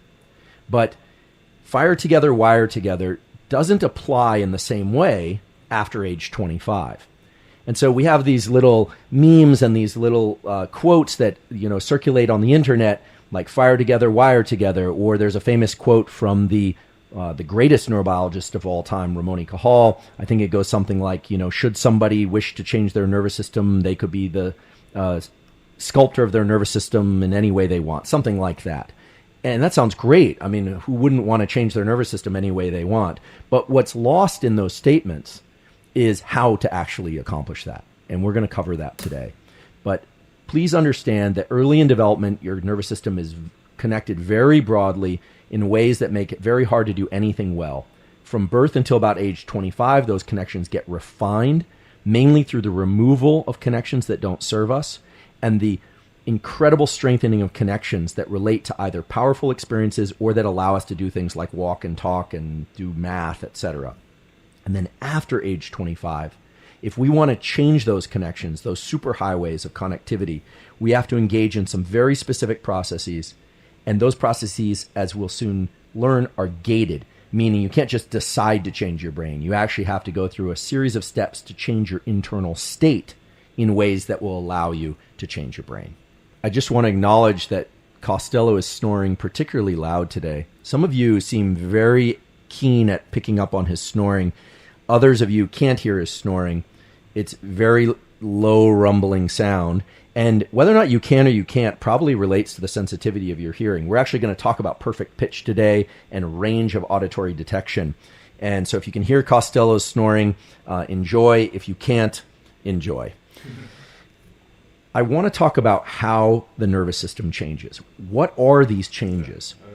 Many of us have been captivated by the stories in the popular press about the addition of new neurons. This idea, if you go running or you exercise, your brain actually makes new neurons. Well, I'm going to give you the bad news first, which is that after puberty, so after about age 14 or 15, the human brain and nervous system adds very few, if any, new neurons. The idea that new neurons could be added to the brain is one that has a rich history in experimental science. It's clear that in rodents and in some non-human primates, new neurons, a process called neurogenesis, can occur in areas of the brain such as the olfactory bulb, which is of course involved in smell, as well as a region of our hippocampus, a center of the brain involved in memory, called the dentate gyrus of the hippocampus. And there is strong evidence that new neurons can be added to those structures throughout the lifespan. In humans, the evidence is a little bit more controversial. It's clear that we can add new neurons to our olfactory bulb. In fact, if any of you have ever had the unfortunate experience of being hit on the head too hard, the wires called axons from those olfactory neurons that live in your nose can get sheared off because they have to pass through a bony plate called the cribriform plate. And the cribriform plate can shear those axons and people can become what's called anosmic. They won't be able to smell. But over time, those neurons, unlike most all central nervous system neurons, can grow those connections back and even reestablish new neurons being added to the olfactory bulb. They come from elsewhere deep in the brain and they migrate through a pathway called the rostral migratory stream. You can Google these words and look up some of the descriptions of this if you'd like to learn more.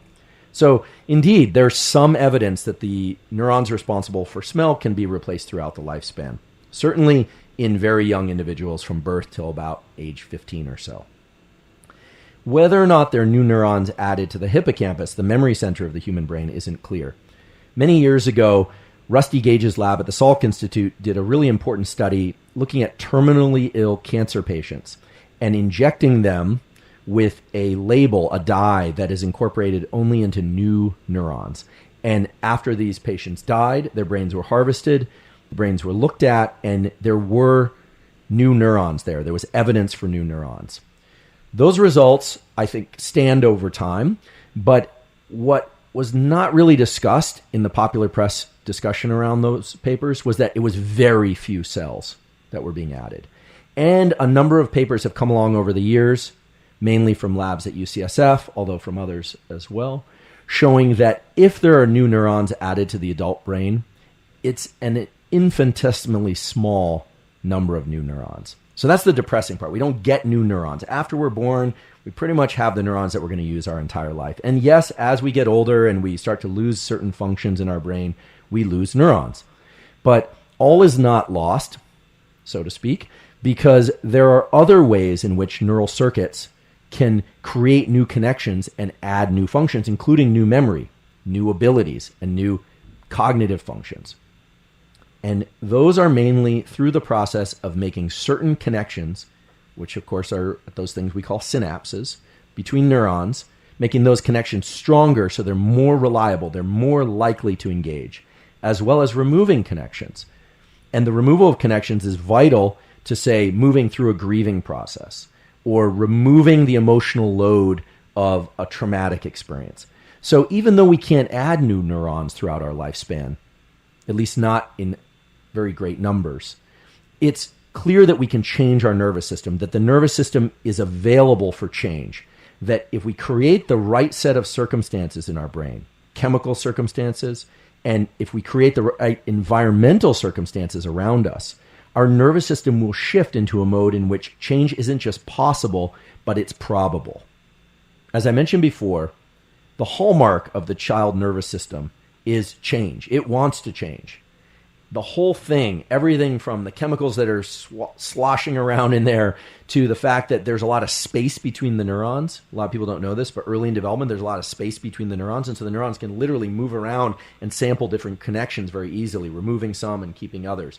As we get older, the so-called extracellular space is actually filled up by things called extracellular matrix and glial cells. Glia means glue. Those cells are involved in a bunch of different processes, but they start to fill in all the space, kind of like pouring concrete between rocks. And when that happens, it becomes much harder to change the connections that are there. One of the ways in which we can all get plasticity at any stage throughout the lifespan is through deficits and impairments in what we call our sensory apparatus, our eyes, our ears, our nose, our mouth. And there are some very dramatic and somewhat tragic examples of people, for instance, who have genetic mutations where they are born without a nose and without any olfactory structures in their brain, so they cannot smell. In that case, areas of the brain that normally would represent smell become overtaken by areas of the brain involved in other things like touch and hearing and sight. In individuals that are blind from birth, the so-called occipital cortex, the visual cortex in the back, becomes overtaken by hearing. The neurons there will start to respond to sounds as well as braille touch. And actually, there's one particularly tragic incident where a woman who was blind since birth, and because of neuroimaging studies, we knew her visual cortex was no longer visual. It was responsible for braille reading and for hearing. She had a stroke that actually took out most of the function of her visual cortex. So then she was blind, she couldn't braille read or hear. She did recover some aspect of function. Now, most people, they don't end up in that highly unfortunate situation. And what we know is that, for instance, blind people who use their visual cortex for braille reading and for hearing have much better auditory acuity and touch acuity, meaning they can sense things with their fingers and they can sense things with their hearing that typical sighted folks wouldn't be able to. In fact, you will find a much greater incidence of perfect pitch in people that are blind. And that tells us that the brain, and in particular this area we call the neocortex, which is the outer part, is really designed to be a map of our own individual experience. So these, what I call experiments of impairment or loss, where somebody is blind from birth or deaf from birth, or maybe has a limb development impairment where they have a stump instead of an entire limb with a functioning hand. their brain will represent the body plan that they have, not some other body plan. But the beauty of the situation is that the real estate up in the skull, that neocortex, the essence of it is to be a customized map of experience. Now, it is true, however, that if, let's say, I were to be blind when I'm 50, I'm 45 right now, I've always been sighted. If I was blind at 50, I'll probably have less opportunity to use my formerly visual cortex for things like braille reading and hearing, because my brain has changed. It's just not the same brain I had when I was a baby. So there's actually a principle of biology. Not many people know this. It's actually a principle of neurology, which is called the Kennard principle, which says if you're going to have a brain injury, you want to have it early in life. Now, of course, better to not have a brain injury at all, but if you're going to have it, you want to have it early in life. And this is based on a tremendous number of experiments examining the amount of recovery and the rate of recovery in humans that had lesions to their brain either early in life or later in life. So the Kennard principle says better to have injuries early in life. Now, that's reassuring for the young folks. It's not so reassuring for the older folks. But there are aspects of neuroplasticity that have nothing to do with impairments. I mean, earlier I said we're all walking around with this map, this representation of the world around us, so we can see edges, we can see colors, except for folks that are colorblind, of course. And we also have a map of emotional experience. We have a map of whether or not certain people are trustworthy, certain people aren't trustworthy. A few years ago, I was at a course, and a woman came up to me and she said, you know, I wasn't teaching the course, I was in the course. And she said, I just have to tell you that every time you speak, it really stresses me out. And I said, well, I've heard that before, but do you want to be more specific? And she said, yeah, your tone of voice reminds me of somebody that I had a really terrible experience with. I said, well, okay, well, I can't change my voice, but I really appreciate that you acknowledge that. And it also will help explain why you seem to cringe every time I speak, which I hadn't noticed until then. But after that, I did notice she had a very immediate and kind of visceral response to my speech. Perhaps some of you are having that right now. But in any event, over the period of this 2-week course, she would come back every once in a while and say, you know what, I think just by telling you that your voice was really difficult for me to listen to, it's actually becoming more tolerable to me. And by the end, we actually became pretty good friends, and we're still in touch. And so what this says is that the recognition of something, whether or not that's an emotional thing or a desire to learn something else, is actually the first step in neuroplasticity. And that's because our nervous system has 2 broad sets of functions. Some of those functions are reflexive. Things like our breathing, our heart rate are obvious ones. But other aspects are reflexive, like our ability to walk. If I get up out of this chair and walk out of the door, I don't think about each step that I'm taking, and that's because I learned how to walk during development. But when we decide that we're going to shift some sort of behavior or some reaction or some new piece of information that we want to learn, is something that we want to bring into our consciousness, that awareness is a remarkable thing because it cues the brain and the rest of the nervous system that when we engage in those reflexive actions going forward, that those reflexive actions are no longer fated to be reflexive. Now, if this sounds a little bit abstract, we're going to talk about protocols for how to do this. But the first step in neuroplasticity is recognizing that you want to change something. And you should immediately say, well, kids don't go into school and say, oh, I want to learn language or I want to learn social interactions. And that's the beauty of childhood. The whole brain has this switch flipped that is making change possible. But after that, we have to be deliberate. We have to know what it is exactly that we want to change.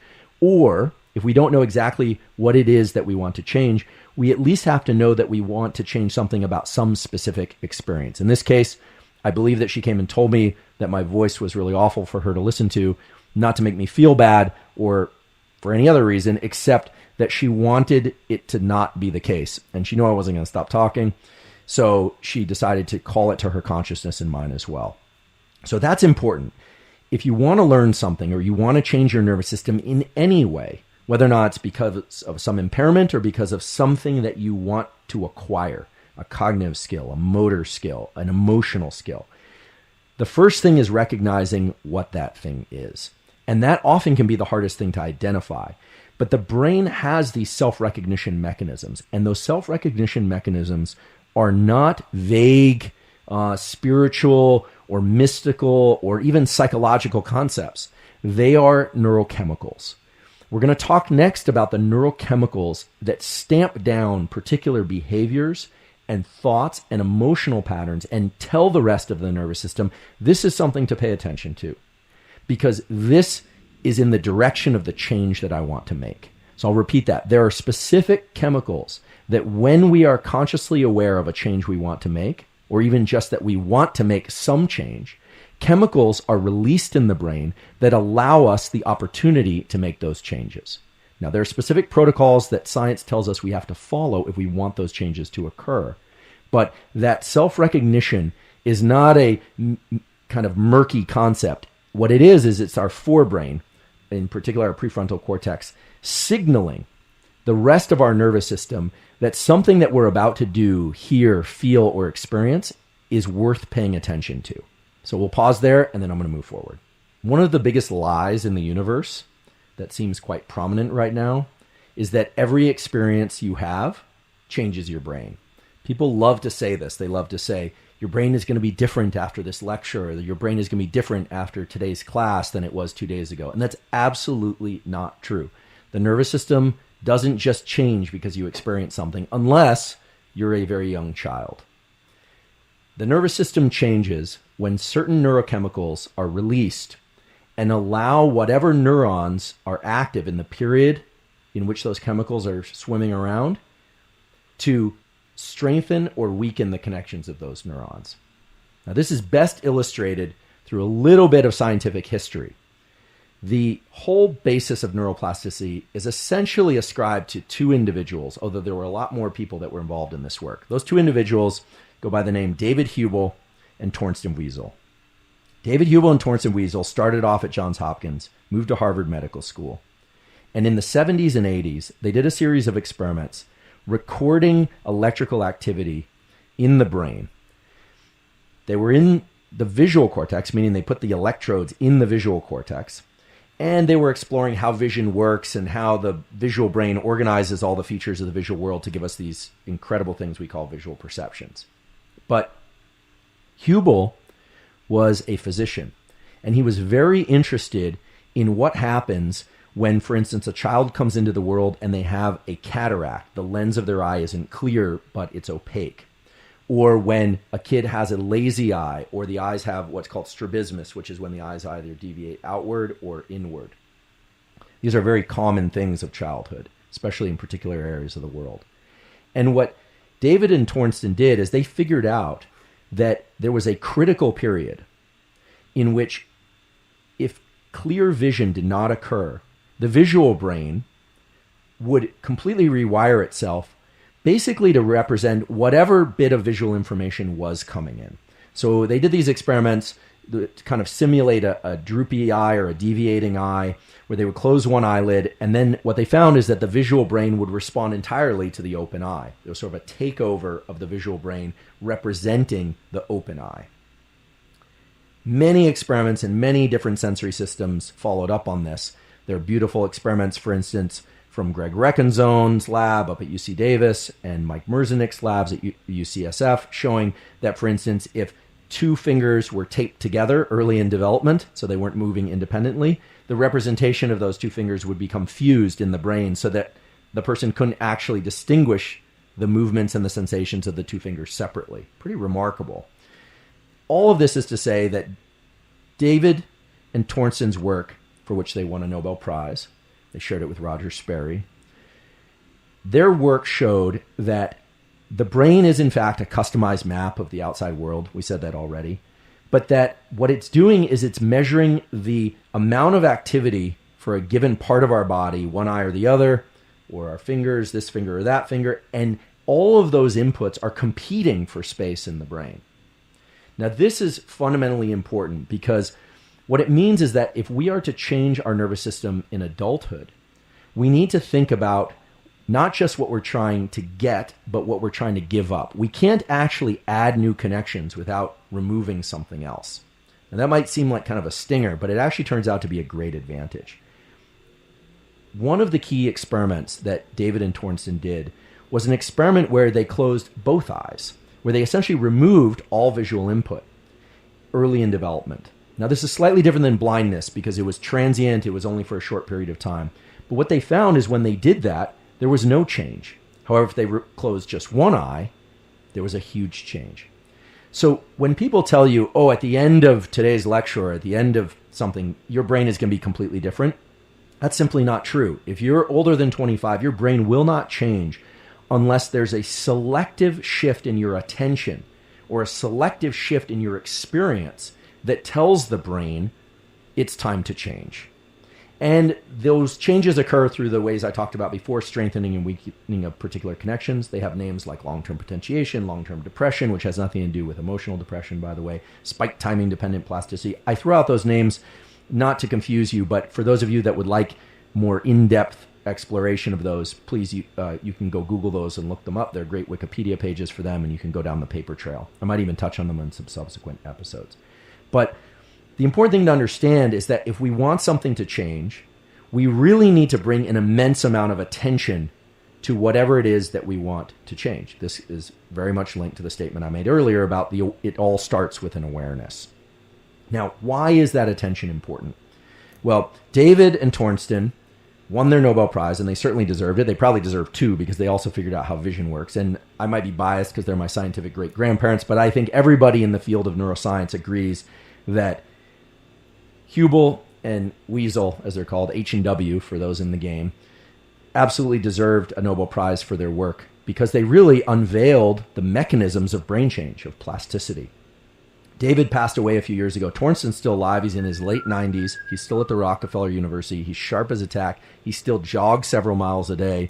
He's really into art and a number of other things. He's also a super nice guy. Hubel was a really nice guy as well. Also, he was a great Frisbee player, I discovered, because he beat me in a game of Ultimate when he was like 80, which still has me a little bit irked. But anyway, Hubel and Wiesel did an amazing thing for science that will forever change the way that we think about the brain. However, they were quite wrong about this critical period thing. The critical period was this idea that if you were to deprive the nervous system of an input, say closing one eye early in development, and the rest of the visual cortex is taken over by the representation of the open eye, that you could never change that unless you intervened early. And this actually formed the basis for why a kid that has a lazy eye or a cataract, why even though there's some issues with anesthesia in young children, why now we know that you want to get in there early and fix the cataract or fix the strabismus. That's what ophthalmologists do. However, their idea that you had to do it early or else there was no opportunity to rescue the nervous system deficit later on turned out wasn't entirely true. In the early 90s, a graduate student by the name of Greg Reckenzone was in the laboratory of a guy named Mike Merzenich at UCSF. And they set out to test this idea that if one wants to change their brain, they need to do it early in life because the adult brain simply isn't plastic. It's not available for these changes. And they did a series of absolutely beautiful experiments. By now, I think we can say proving that the adult brain can change provided certain conditions are met. Now, the experiments they did are tough. They were tough on the experimenter and they were tough on the subject. I'll just describe one. Let's say you were a subject in one of their experiments. You would come into the lab and you'd sit down at a table and they would record from or image your brain and look at the representation of your fingers, the digits as we call them. And there would be a spinning drum, literally a stone drum in front of you or a metal drum that had little bumps. Some of the bumps were spaced close together, some of them were spaced far apart. And they would do these experiments where they would expect their subjects to press a lever whenever, for instance, the bumps got closer together or further apart. And these were very subtle differences. So in order to do this, you really have to pay attention to the distance between the bumps. And these were not Braille readers or anyone skilled in doing these kinds of experiments. What they found was that as people paid more and more attention to the distance between these bumps, and they would signal when there was a change by pressing a lever, as they did that, there was very rapid changes, plasticity, in the representation of the fingers. And it could go in either direction. You could get people very good at detecting the distance between bumps that the distance was getting smaller or the distance was getting greater. So people could get very good at these tasks that They're kind of hard to imagine how they would translate to the real world for a non-Braille reader. But what it told us is that these maps of touch were very much available for plasticity, and these were fully adult subjects. They're not taking any specific drugs. They don't have any impairments that we're aware of. And what it proved is that the adult brain is very plastic. And they did some beautiful control experiments that are important for everyone to understand, which is that sometimes they would bring people in and they would have them touch these bumps on this spinning drum, but they would have the person pay attention to an auditory cue. Every time a tone would go off or there was a shift in the pitch of that tone, they would have to signal that. So the subject thought they were doing something related to touch and hearing, and all that showed was that it wasn't just the mere action of touching these bumps. They had to pay attention to the bumps themselves. If they were placing their attention on the auditory cue, on the tone, well, then there was plasticity in the auditory portion of the brain, but not on the touch portion of the brain. And this really spits in the face of this thing that you hear so often, which is every experience that you have is going to change the way your brain works. Absolutely not. The experiences that you pay super careful attention to are what open up plasticity, and it opens up plasticity to that specific experience. So the question then is why? And Merzenich and his graduate students and postdocs went on to address this question of why. And it turns out the answer is a very straightforward neurochemical answer.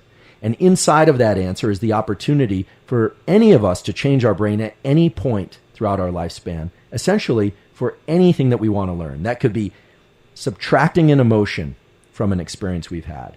It could be building a greater range of emotion. It could be learning new information, like learning a new language. It could be learning new motor skill, like dance or sport, or it could be some combination of cognitive motor. So, for instance, an air traffic controller has to do a lot with their mind in addition to a lot with their hands. So it's not just cognitive, it's not just motor, but combined. So we're going to talk about what that chemical is, but to just give you an important hint, that chemical is the same chemical of stress. This is not a discussion about stress per se. In a future podcast episode, we'll talk all about stress and tools to deal with stress. It's something my lab works on quite extensively, and it's a topic that I enjoy discussing. But this is a topic about brain change, and what I just told you is that in order to change the brain, you have to pay careful attention, and the immediate question should be, well, why? Well, the answer is that when we pay careful attention, there are two neurochemicals, neuromodulators as they're called, that are released from multiple sites in our brain that highlight the neural circuits that stand a chance of changing. Now, it's not necessarily the case that they're going to change, but it's the first gate that has to open in order for change to occur. And the first neurochemical is epinephrine, also adrenaline. We call it adrenaline when it's released from the adrenal glands above our kidneys. That's in the body. We call it epinephrine in the brain, but they are chemically identical substances. Epinephrine is released from a region in the brainstem called locus coeruleus. Fancy name, you don't need to know it unless you want to. Locus coeruleus sends out these little wires we call axons such that it hoses the entire brain, essentially, in this neurochemical, epinephrine. Now, it's not all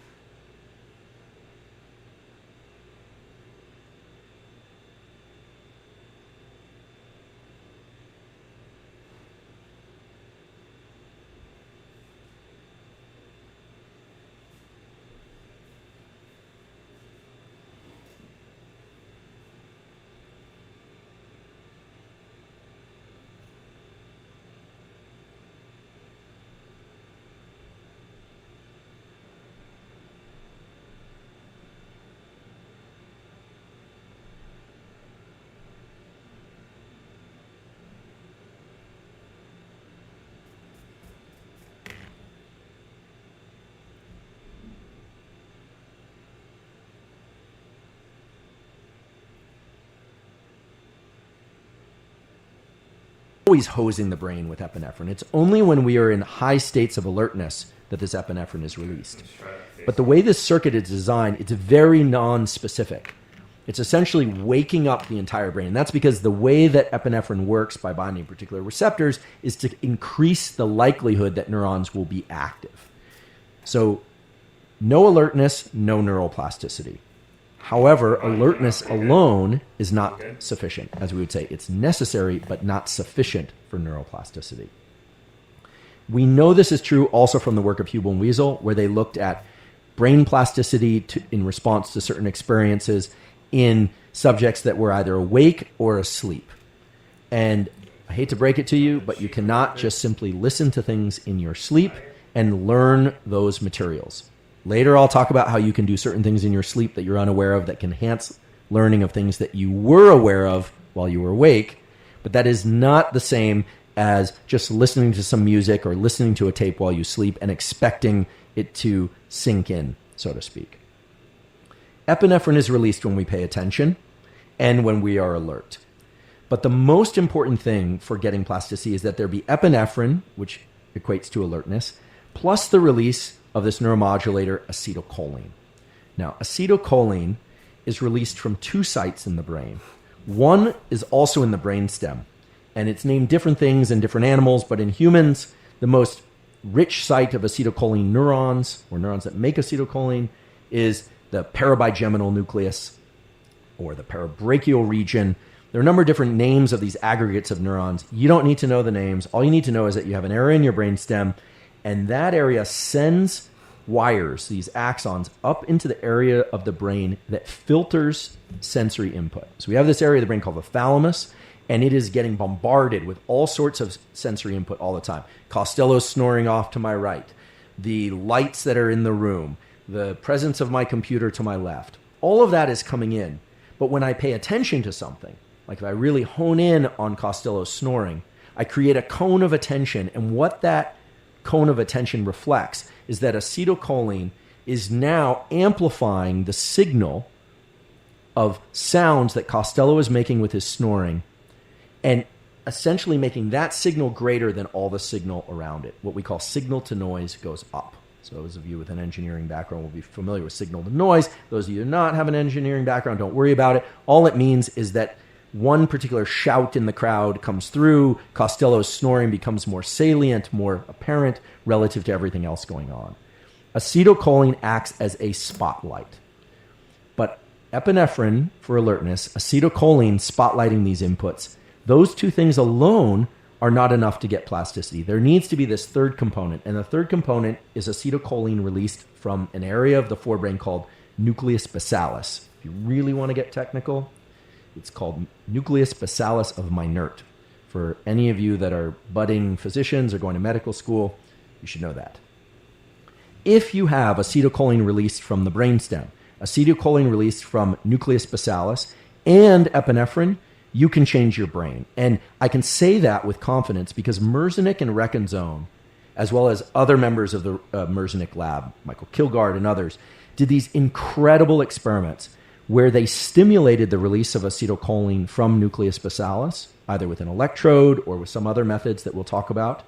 And what they found was when you stimulate these three brain regions, locus coeruleus, the brainstem source of acetylcholine, and then the basal forebrain source of acetylcholine, when you have those three things, whatever you happen to be listening to, doing, or paying attention to, immediately in one trial takes over the representation of a particular area of the brain. You essentially get rapid, massive learning in one shot. And this has been shown again and again and again in a variety of papers, also by a guy named Norm Weinberger from UC Irvine. And it is now considered a fundamental principle of how the nervous system works. So while Hubel and Wiesel talked about critical periods and developmental plasticity, it's very clear from the work of Merzenich and Weinberg and others that if you get these three things, if you can access these three things of epinephrine, acetylcholine from these two sources, not only will the nervous system change, it has to change. It absolutely will change. And that is the most important thing for people to understand if they want to change their brain. You cannot just passively experience things. And repetition can be important, but the way to use repetition to change your brain is fundamentally different. So now let's talk about how we would translate all this scientific information and history into some protocols that you can actually apply, because I think that's what many of you are interested in. And I'm willing to bet that most of you are not interested in lowering electrodes into your nucleus basalis, and frankly, neither am I. In episode 1 of the Huberman Lab podcast, I described the various ways that people can monitor and change their nervous system. Those ways include brain-machine interface, pharmacology, behavioral practices, and those behavioral practices, of course, can include some do's, do this, and some don'ts, don't do that, etc. In thinking about neuroplasticity, I want to have a very frank conversation about what one can do, but also acknowledge this untapped capacity that I'm just not hearing about out there, which is one can also combine behavioral practices with pharmacology. One can combine behavioral practices with brain-machine interface. And you don't have to do that. In fact, I'm not recommending you do anything in particular. As always, I'll say it again, I'm not a physician, so I don't prescribe anything. I'm a professor, so I profess a lot of things. What you do with your health and your medical care is up to you. You're responsible for your health and well-being. So I'm not going to tell you what to do or what to take. I'm going to describe what the literature tells us and suggests about ways to access plasticity. We know we need epinephrine. That means alertness. Most people accomplish this through a cup of coffee and a good night's sleep. So I will say, you should master your sleep schedule, and you should figure out how much sleep you need in order to achieve alertness when you sit down to learn. All the tools and more science than probably you ever wanted to hear about sleep and how to get better at sleeping and timing your sleep, etc., and naps and all of that is in episodes 2, 3, 4, and 5 of the Huberman Lab podcast. So I encourage you to refer to those if your sleep is not where you would like it to be.